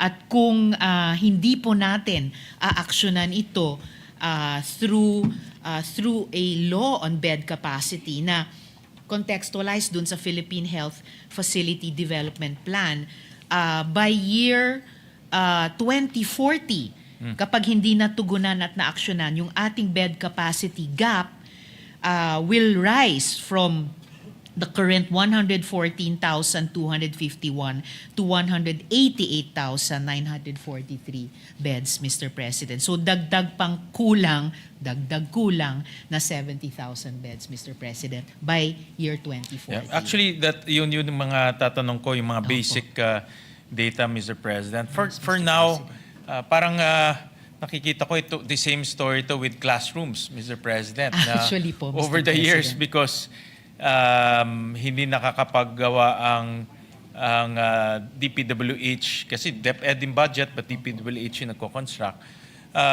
nagpatong-patong na yung kulang natin. And currently, we are backlogged with classrooms, about 140,000 classrooms. So, and that will translate to almost 200 billion in terms of, 400 billion in terms of addressing the backlog. So backlog pa lang, 400 billion na yung kailangan natin. Parang nakikita ko the same story with hospitals. No? So kumbaga, Mr. President, double whammy. Dun pa lang sa two basic social tama. protection and development indicators ng ating sambayanan. And as for education, in the hundreds of billions, we also have the numbers po ng kakailanganin natin to start to close the gap just in terms of hospital beds. Actually, Mr. that's my President. first question, Her Okay. Honor, is ano ba ang backlog natin ngayon in terms of hospital beds as we speak? As we speak, Mr. President, ang current backlog is 17,000 po ang unmet as of 2026. As of June 2025, Mr. President, a little more than half a year ago. And then you mentioned 17,000 ang backlog natin. Backlog, opo. And then for 2026, ilan po ang ipapatayo para ma-address po itong backlog? In 2026, in terms of hospital beds? Ito po yung targets natin, 2026, 35,331 target beds, which would be an increase from the 5,015 capacity or target beds? Okay, increase for 2026. At yung target beds na yon, increase of 5,015 would cost us, eto na po Mr. President, ang price tag, 32.1 billion pesos, Okay. Mr. President. So, if my notes are correct, ang backlog natin as of 2025 is 17,000. Opo. And then we will be constructing 35,000 for 2026. Tama po ba? So, in That's that right, word, Mr. in other words, cover na natin yung 17,000 if ever ma-construct natin this 2026? We would still have a backlog, Mr. President, of about 12,000 kasi ang mai-increase lang as of this year would be 5,015 beds, Okay. Mr. President. Oh, great. So meron pa tayong backlog na 12,000 Opo, Mr. ang President. kukulangin. Yes. And that backlog of 12,000, how much do we need to fulfill that backlog? How much would we need? More or less lang, more or 12,000. less. Yung pong sinabing figure din po kanina, ito po, for 2026 to 2028, Congress would need to appropriate a total of 102.81 billion pesos to meet target bed increase, Mr. President. Okay.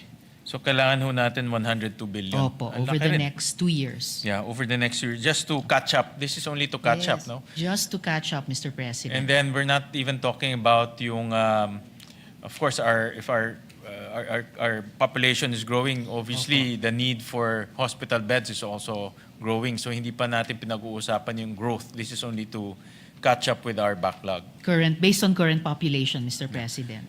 Mr. President, for honor, how will this bill address the backlog? I understand that it will be now there's the health facility development plan, which is parang roadmap to, no, on Opo, how Mr. to President. address the backlog and necessity. But how do we paano po yung process of addressing the backlog under this proposed measure? Ang magiging process po niya, Mr. President, is that Senate Bill 1508 seeks to authorize the DOH to set, adjust, and approve the bed capacities and corresponding service capability of all DOH hospitals administratively without requiring separate legislation. So this effectively would remove legislative bottlenecks that currently delay the expansion and upgrades, thereby improving the health system's efficiency and responsiveness, Mr. President. So in other words, Mr. President, if I understand it correctly, the DOH will now be authorized to look at the capacity issues. Is that correct? And then That's correct, Mr. President. and then propose under a plan Yes. a roadmap on how to finance all of these capacity requirements. Yes, Mr. President. The bill would authorize DOH to approve and adjust bed capacities and corresponding service capabilities of DOH hospitals through administrative issuances. It would be authorized to convert, upgrade, and modernize DOH hospitals' existing equipment and facilities to ensure responsiveness to the health needs of the population consistent with their authorized bed capacity and service capabilities. Doon po pumapasok yung Philippine Health Facility Development Plan. Kasi the bill would mandate the development and maintenance of the PHFDP as a strategic blueprint for modernizing hospital infrastructure and services nationwide. The PHFDP enables access to capital outlay investment and ensure alignment of hospital expansions with national health facility planning and investment priorities. So ito naman po kumokonekta sa funding na binanggit ng good gentleman from Valenzuela dahil the bill would ensure funding integration still through the General Appropriations Act. The bill would direct adjustments in bed capacity and service capability to be incorporated into the DOH budget planning and inclusion in the GAA. So it would align funding needs with hospital modernization and capacity goals under the PHFDP. Kumbaga, yung isang pwedeng pagtingin natin, Mr. President po, ay the bill would twin yung PHFDP at yung GAA process po natin taon-taon, Mr. President. Mr. President, I understand that at the local level, all DOH hospitals have a management committee. Sa Valenzuela, when I visit the local DOH hospitals, I understand the way they are managed. Meron silang executive committee or management committee, and then it's run by a chief of hospital. And I understand that they also have a planning division at the local level. And that's where they usually plan their requirements in terms of hospitals and capacity. Unfortunately, hindi nata-translate yun to budget. A lot of them are just pure plans, no? Because nangyayari when they request DOH for expansion or for purchase of equipment or additional services to be offered, most often than not, yung budget limited eh. So because limited yung budget, hindi nabibigyan lahat, no, in other words. So itong proposed measure natin that will empower DOH to plan, how will this work hand in hand with the local hospital planning activities, no? And how will this measure after the planning activities will work hand in hand with the budgeting activities of the DOH? Typically, the funding requirements come from the health enhancement Facilities enhancement program. facilities enhancement program fund, no? HFEP, no? So how will it work hand in hand with HFEP?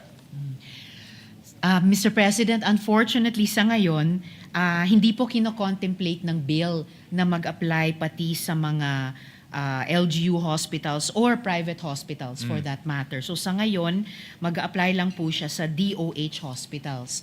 Samantalang yung mga private hospitals at LGU managed hospitals, mananatili po silang governed by existing laws and licensing rules. Right. Mr. President. For yung mga, that's actually another question that, because we're looking at the system, how can this bill also look at the hospital capacities of a locality to include LGU hospitals and to include private hospitals, but most especially LGU hospitals, because nakita ko dito, they will in the bill, no, they will analyze the situation at the local level. Titignan nila yung mga requirement doon. They will also look at what is the appropriate capacity of the DOH hospital in that locality. Pero sa tingin ko, kailangan din tignan nila yung buong system ng locality, no?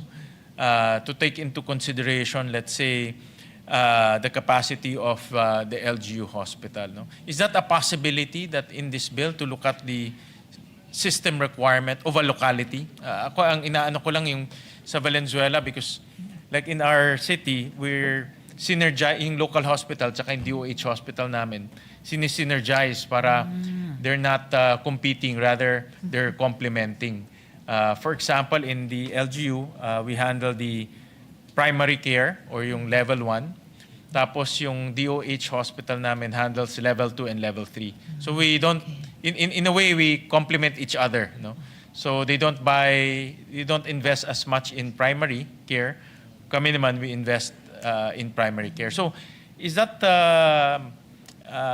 type of arrangement can be, is that an idea that can be incorporated in this bill, that type of arrangement, so that we can look at local system-wide situations? Mukhang, Mr. President, may mga leksyon na matututunan po tayo in terms of the overall implementation of universal healthcare mula sa lungsod ng Valenzuela. It's not yet, as I mentioned earlier, contemplated in this bill, pero tignan natin kung pwede natin i-consider either maging bahagi nitong bill na ito or a companion measure. Dahil buong policy framework naman ang tinatayo natin bukod sa oversight on the implementation of the Universal Healthcare Law. In relation to that po, Mr. President, I think the important point na binibring up ng good gentleman from Valenzuela ay pwede rin po nating i-take up dun sa Congressional Oversight Committee on the UHC law. Particularly yung hina-highlight nila na dapat complementation between DOH health facilities and LGU plus private health facilities sa kabuuang service delivery network, pati ng bawat lungsod. Sa ngayon po kasi, under the Universal Healthcare Law, there's some kind of integration, at least up to the provincial level. Kaya may eyes on the ground ang DOH, for example, na of our 82 provinces, Mr. President, 36 ay walang DOH hospitals. So, and sigurado kung walang DOH hospital sa 36 provinces, kailangan pa tayong deeper dive. So, ilan ang kulang na bed capacity doon? And then we could also look, are there LGU hospitals in those provinces? May complementarity ba with other health facilities in the absence of a DOH provincial hospital? Or lalo na, kung in those 36 provinces na walang DOH hospitals, kung kulang din yung mga LGU hospitals. So, there are different approaches through which we can look at ano yung gaps sa overall service delivery network for health sa Pilipinas. Yep. And I'm willing to explore that, Mr. President, in terms of yung LGU hospitals. Nakita ko lang dito sa Section 4, authority to approve. And then in page 2, line 1, it says here, taking into consideration the hospital's development plan, catchment population. So when you say catchment population, you're talking about yung local scenario or your local demographics. And then meron din dito healthcare provider network. So I was, ang chain of thought ko dito, all of these are related to the available capacities at the local level. No? And when I say available capacity, that includes local government hospitals and also private hospitals. But more so local government because gobyerno rin sila. A lot of our local governments are also practicing zero balance billing. Ngayon, padami na ng padami.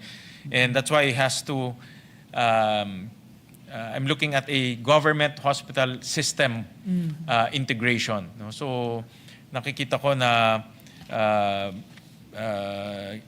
there's a potential to look at the local government system, local hospital system at mapasok natin dito so that holistic yung pagtitingin ng capacities. Mr. President, ngayon pa lang aligned na yung line of questioning or line of thought ng good gentleman from Valenzuela dun sa pinag-uusapan natin kaninang Philippine Health Facility Development Plan. Dahil dun po sa plano nila na National Development Plan for all types of health facilities to achieve UHC. Kaya pwede nga nating tignan yon dun sa Congressional Oversight Committee. Diyan sa PHFDP, under public sector, meron talaga siyang category of LGU-owned, including primary care facilities at saka LGU hospitals. Na dun sa kabuang PHFDP, pasok siya sa Provincial Health Facility Development Plan at Local Investment Plan for Health, Mr. President. Okay. So ano talaga, under this PHFDP, Opo. the local government capacities will also be taken into consideration. Yes, Mr. President. But of course, in terms of investment and funding, iba naman, I would assume, iba yung approach because local government hospitals will have local governments funding the capacities, and obviously national funding will go to the DOH hospitals. No? Yeah, but in terms of system, Yes. na pag-aaralan yung system. Yeah. Opo, Mr. President.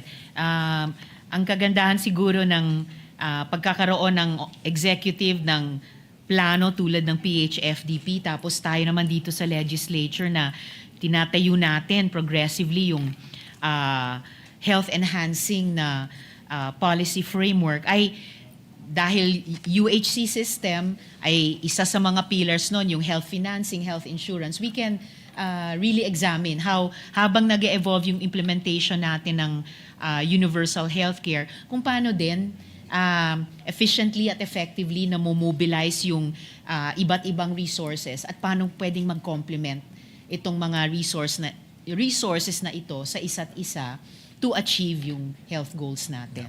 So is it Mr. correct to President. say, Her Honor, that with this bill under Section 5, yung Philippine Health Facilities Development Plan, we will now have a concrete roadmap, including budgetary requirements, take into consideration the system requirements.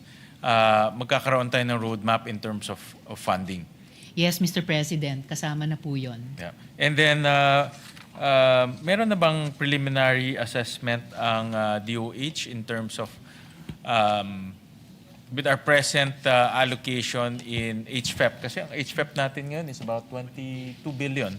About 22 billion. How long will it take in order to at least fulfill the backlog? Meron ba silang, have they ran simulations to that effect? Hindi lang, 2040. Wala pa. Okay. Wala pa. Honestly, Mr. President, wala pa Wala po. pa. Hanggang marating natin yung zero backlog. Meron lang pong ilang mga targets na sineset mula ngayong taon hanggang 2028. Ibig sabihin, target beds accounting for increases of so many beds per year at yung magiging cost niya. Pero wala pa yung dun sa yung finish line na gano'n na talagang ma-close absolutely yung gap, Mr. President. Meron lang ako share sa, let me show this, itong table 2. Tinignan namin yung mga capacities. And I support this measure because nakita ko yung, like you mentioned earlier, Her Honor, yung mga capacities natin. Itong occupancy rates per region. Can we show that? Ayun. Yeah, itong for 2024, tama, like you said, balik. Marami sa ating mga regions surpassing 100% capacity na, no? And this is a worrisome situation because even though zero balance billing tayo, even though we can use PhilHealth in our government hospitals, but if our constituents will go to a hospital and they experience ganito, 100%, ibig sabihin punong-puno. In iba, more than 100%, meaning nasa hallway na yung mga hospital beds or iba, nasa labas pa. So, hindi magiging maayos yung healthcare system natin and the experience of our constituents. But we also looked at several hospitals, ito hospital specific na because this is average. In some of these specific hospitals, meron tayong mga hospitals 300%. For example, in San Lorenzo Luis General Hospital, 374%. Siargao Island Medical Center, 312%. Johnny Villanueva General Hospital, this is in Bukawi. I believe si Senator Joel ang nag-push para mapatayo itong hospital, 242%, and so on. Itong Margo sa Tubig Regional Hospital, 205%. So ibig sabihin, talagang twice the capacity na experience or thrice Opo, Mr. experience na ating constituents. And like I said, even though we have zero balance billing, we have PhilHealth, but if there are no beds, then there's no service. No? That's why I see the importance of this bill and the importance of putting a roadmap and a plan in order to finance the requirements of our hospitals. So with that, Mr. President, again, I commend the gentle lady from Iloilo, Her Honor, for putting this innovative bill to the floor so that we can discuss this. And I look forward in enacting this bill so that it will be complementary to our discussions when we talk about the budget once again towards the end of the year. Importante may roadmap para hindi lang palakasan or hindi lang nagiging kung sino ang may access sa funding, kundi meron tayong roadmap, and it's based on development plans, catchment population, healthcare provider networks, available of human resources. So meron siyang criteria on how to lay down the plan. So thank you very much. Thank you so much, Mr. President, and to the good gentleman from Valenzuela. Just to a few of the last points he made, dun sa pinakitang mga regions, they account for 43 hospitals with over 100% capacity. Opo. So kung wala po tayong Philippine Health Facility Development Plan, kung hindi natin i-contextualize yung ganitong bill sa PH FDP, we would need 43 bills para lang ibaba yung occupancy rate from over 100% to below 100% through increasing bed capacity by legislation. Idagdag pa po natin yung 36 hospitals sa mga probinsya na 36 provinces na walang DOH hospital. Kung kailangan nating punuin yung gap na yon through legislation, we would need to act on a total of 79 bills. And usually ang legislation po natin sa ganitong importanteng pangangailangan would take on the average from 21 months up to 3 years per hospital. So if instead i-maximize po natin yung PH-FDP and then yung taong-taong pagpasa natin ng GAA to vet yung ipopropose administratively ng DOH. At nire-require din ng panukalang batas na to ang DOH to report annually to Congress. Then mas ma-facilitate po natin at mas mapapabilis in a rational way yung paghahabol natin dun sa gap sa bed capacity, Mr. President. So instead of the legislative route, it will be an administrative route. It would be an administrative route, Mr. President, on the operational matters. Pero ganun pa rin yung policy setting, tayo pa rin sa Kongreso, yung pagpondo or hindi and to what degree, dadaan pa rin taon-taon sa GAA. And then, kailangan pa rin nilang ang DOH kailangan pa rin mag-report back annually sa Kongreso. So may ganong complementation sa mandates at saka sa duties, Mr. President. All right. Thank you, Mr. President. Thank you, Senator Risa, for Thank you, good gentleman. accepting a few of our clarification questions and also suggestions on the possibility of including LGUs in the planning process. No? At the proper time, let's do that, Mr. President, sa period of amendment. Yeah. Maraming salamat po. Maraming Thank you. salamat po. Maraming salamat, Mr. President. Hindi ko pa na siya, Majority Leader. hindi ko pa nasulat eh. Thank you very much, Mr. President. Mr. President, to allow our colleagues to study it further, we move to suspend consideration of the measure. So, Mr. President. Session the consideration of the measure suspended. Ay, di pa? Okay. Kasi wala. Next week na lang. Wala nang ibang tao dito. Tayo na lang. Okay.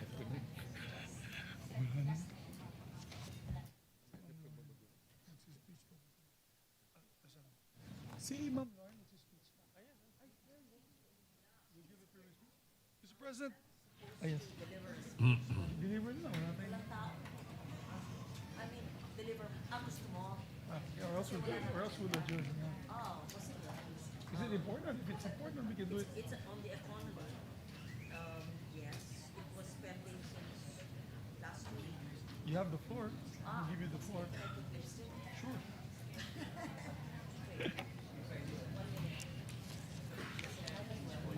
Mr. President, can I ask just for a minute suspension to allow the Session suspended. sponsor to get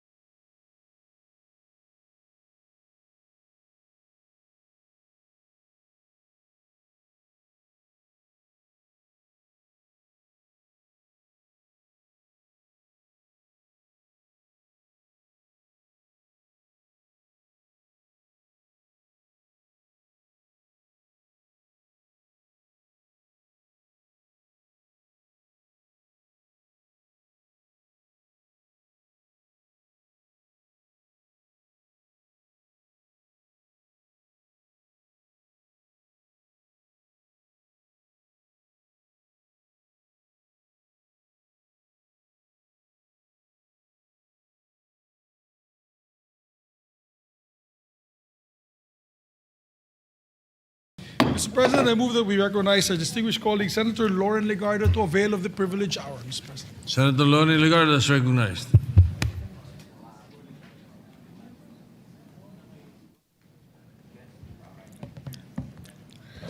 Mr. President, I rise on a matter of personal and collective privilege. The Development Budget Coordination Committee, DBCC, recently released a sober recalibration of our economic outlook. The figures speak for themselves, and they speak loudly. Fourth quarter GDP growth has slowed to a mere 3%. Let that number sink in, 3%. For many Filipinos, a drop from 6% to 3% means fewer jobs, slower business growth, tighter household budgets, and fewer chances for families to move ahead. It has pulled our full-year growth for 2025 down to 4.4%, falling short of our targets and forcing a downward revision of our revenue projections through 2028. This dominoes as the recent data indicates that our debt to GDP ratio now is 63.2%, the highest level in 20 years. We have breached the internationally accepted manageable threshold of 60%. This means that a larger portion of our government revenues must be diverted to service debt interest, leaving significantly less funding for healthcare, education, infrastructure, and social services. What makes this deeply concerning is that even amid delayed projects, compromised quality, and persistent waste and misuse of public funds, we continue to borrow. Sa halip na ayusin ang mga prioridad at tapalan ang mga taga sa paggastos, patuloy pa rin tayong nagdaragdag sa ating utang. Ang epekto, mas kaunting silid-aralan at kama sa ospital, mga kalsadang inuulit-ulit ayusin at patuloy na pagtaas ng presyo na lalong nagpapahirap sa buhay ng mga pamilyang Pilipino. That 3% growth, coupled with a high debt-to-GDP ratio, tells us that the engine is stalling. It's that flashing yellow light on our national dashboard telling us that the old assumptions behind our growth can no longer be taken for granted. For decades, we have relied on a concrete-driven growth engine, a linear, extractive model that prioritizes large-scale infrastructure as a primary input to induce economic growth. This is evidenced by the huge 530 billion peso budget of the Department of Public Works and Highways, which even with a budget cut this year, is still 18 times larger than DNR's meager 27 billion peso budget. When multi-trillion peso programs are accompanied by corruption and blinded oversight, the results become catastrophic. We see it in the delayed projects, the compromised quality of our roads, the diminished investor confidence that restricts our fiscal space. When we persist along the same path with the same institutional vulnerabilities, we are courting repetition of the very failures that brought us to this 3% reality. Mr. President, the question before us is simple. Do we allow these mistakes to happen again? I believe the answer for this chamber and for the Filipino people must be a decisive no. We do not need to reinvent the wheel. While the traditional model falters, a sophisticated alternative has been waiting in the wings for decades. We do not need to be afraid to embrace it.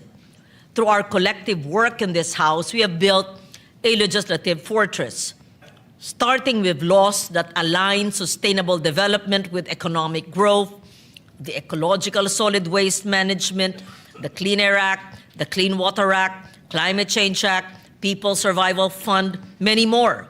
We often hear that environmental protection is a luxury for developing nations.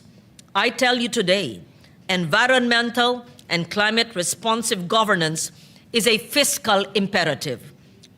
The full realization of the Ecological Solid Waste Management Act should have been able to save us a lot of losses due to unmanaged waste. According to the DNR, the Philippines loses an estimated 45 billion to 51 billion pesos because high-value recyclable plastics are discarded in landfills or leaked into the environment instead of being recycled. Consider flood control, long dominated by hard infrastructure. Under these existing laws, planning shall be integrated with ecosystem-based approaches that restore rivers, wetlands, and mangroves while reducing long-term maintenance costs and exposure to corruption-prone procurement. This helps create a regenerative economy where resources are renewed instead of depleted. Even fiscal planning stands to benefit. Most recently, we enacted the Philippine Ecosystem and Natural Capital Accounting System, PENCAS. This recognizes the economic value of our forests, our reefs, water.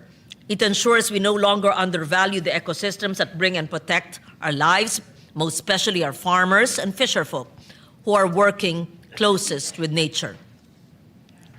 Partnered with climate adaptation measures, not only economic assets, but also the lives of people are further protected. By integrating climate adaptation and disaster risk reduction into the core of our national economic policy, we move beyond treating environmental action as optional and instead recognize it as central to sound governance and long-term stability. By transitioning from a reactive post-disaster recovery model to a proactive resilience framework, the government can effectively protect the country's gross domestic product from the cyclical erosion caused by natural calamities. And this is the very reason why we champion the People's Survival Fund, the nation's climate adaptation fund that supports the most vulnerable segments of our nation and drives them towards resilience. But resilience and sustainability are not built on infrastructure and ecosystems alone.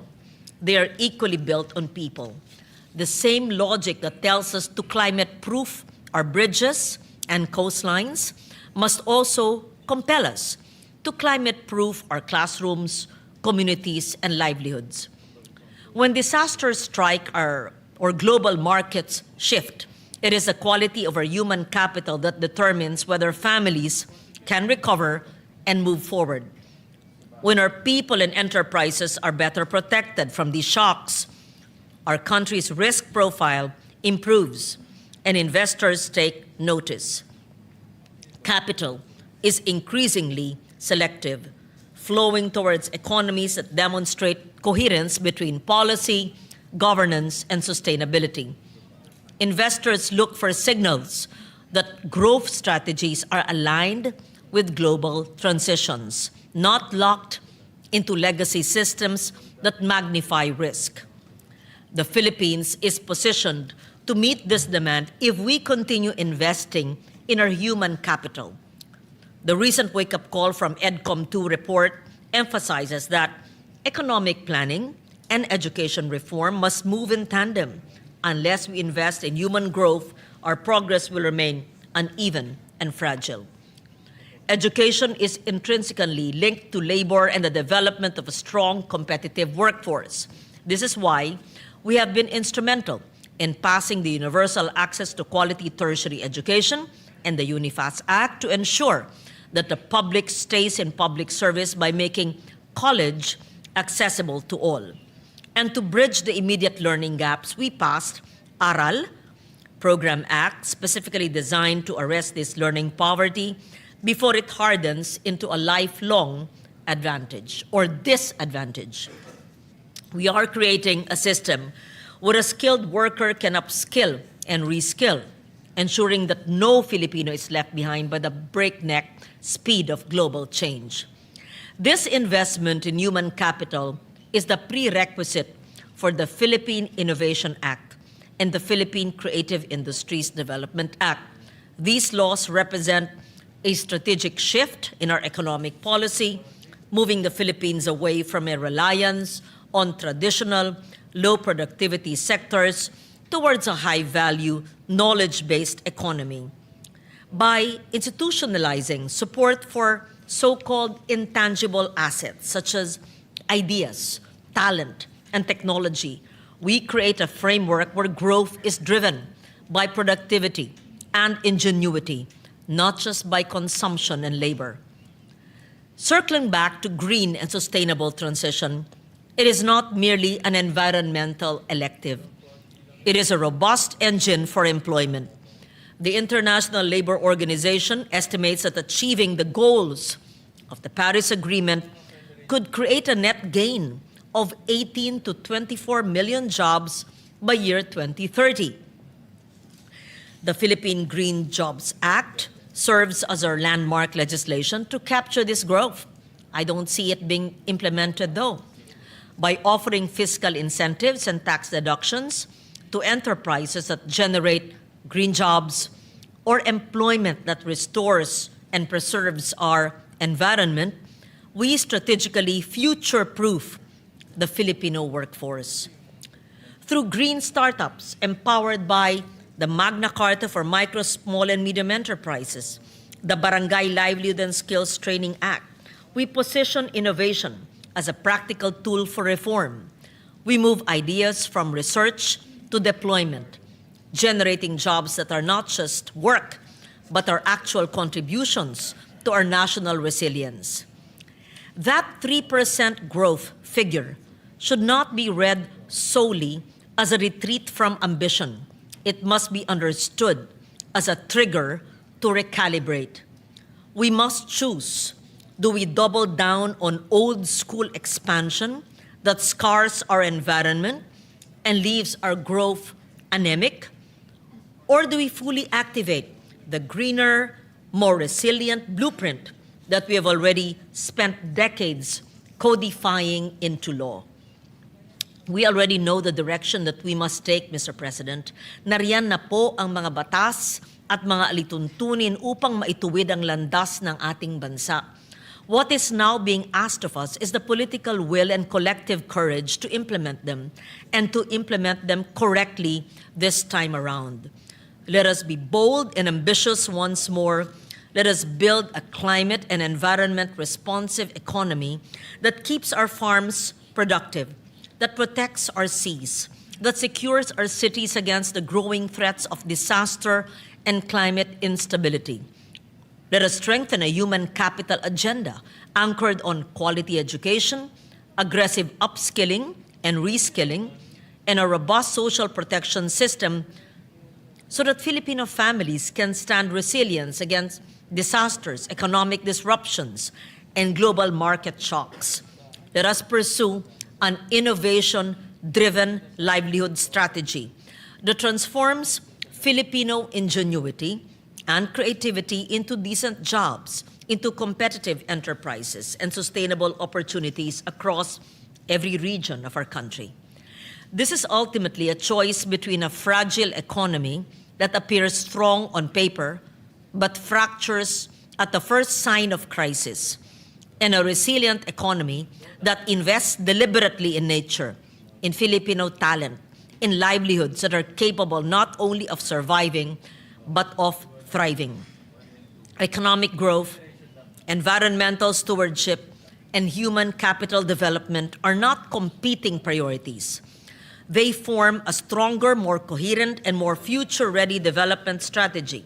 Let us maximize the tools that already exist within our laws, our institutions, and most importantly, within our people, to prove that Philippine growth can be credible, accountable, inclusive, and prepared for the challenges of our time.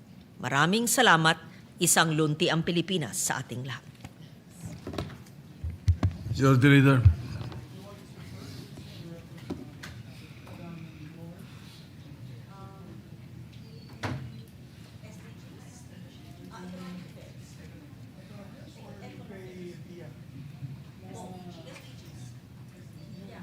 Sustainable.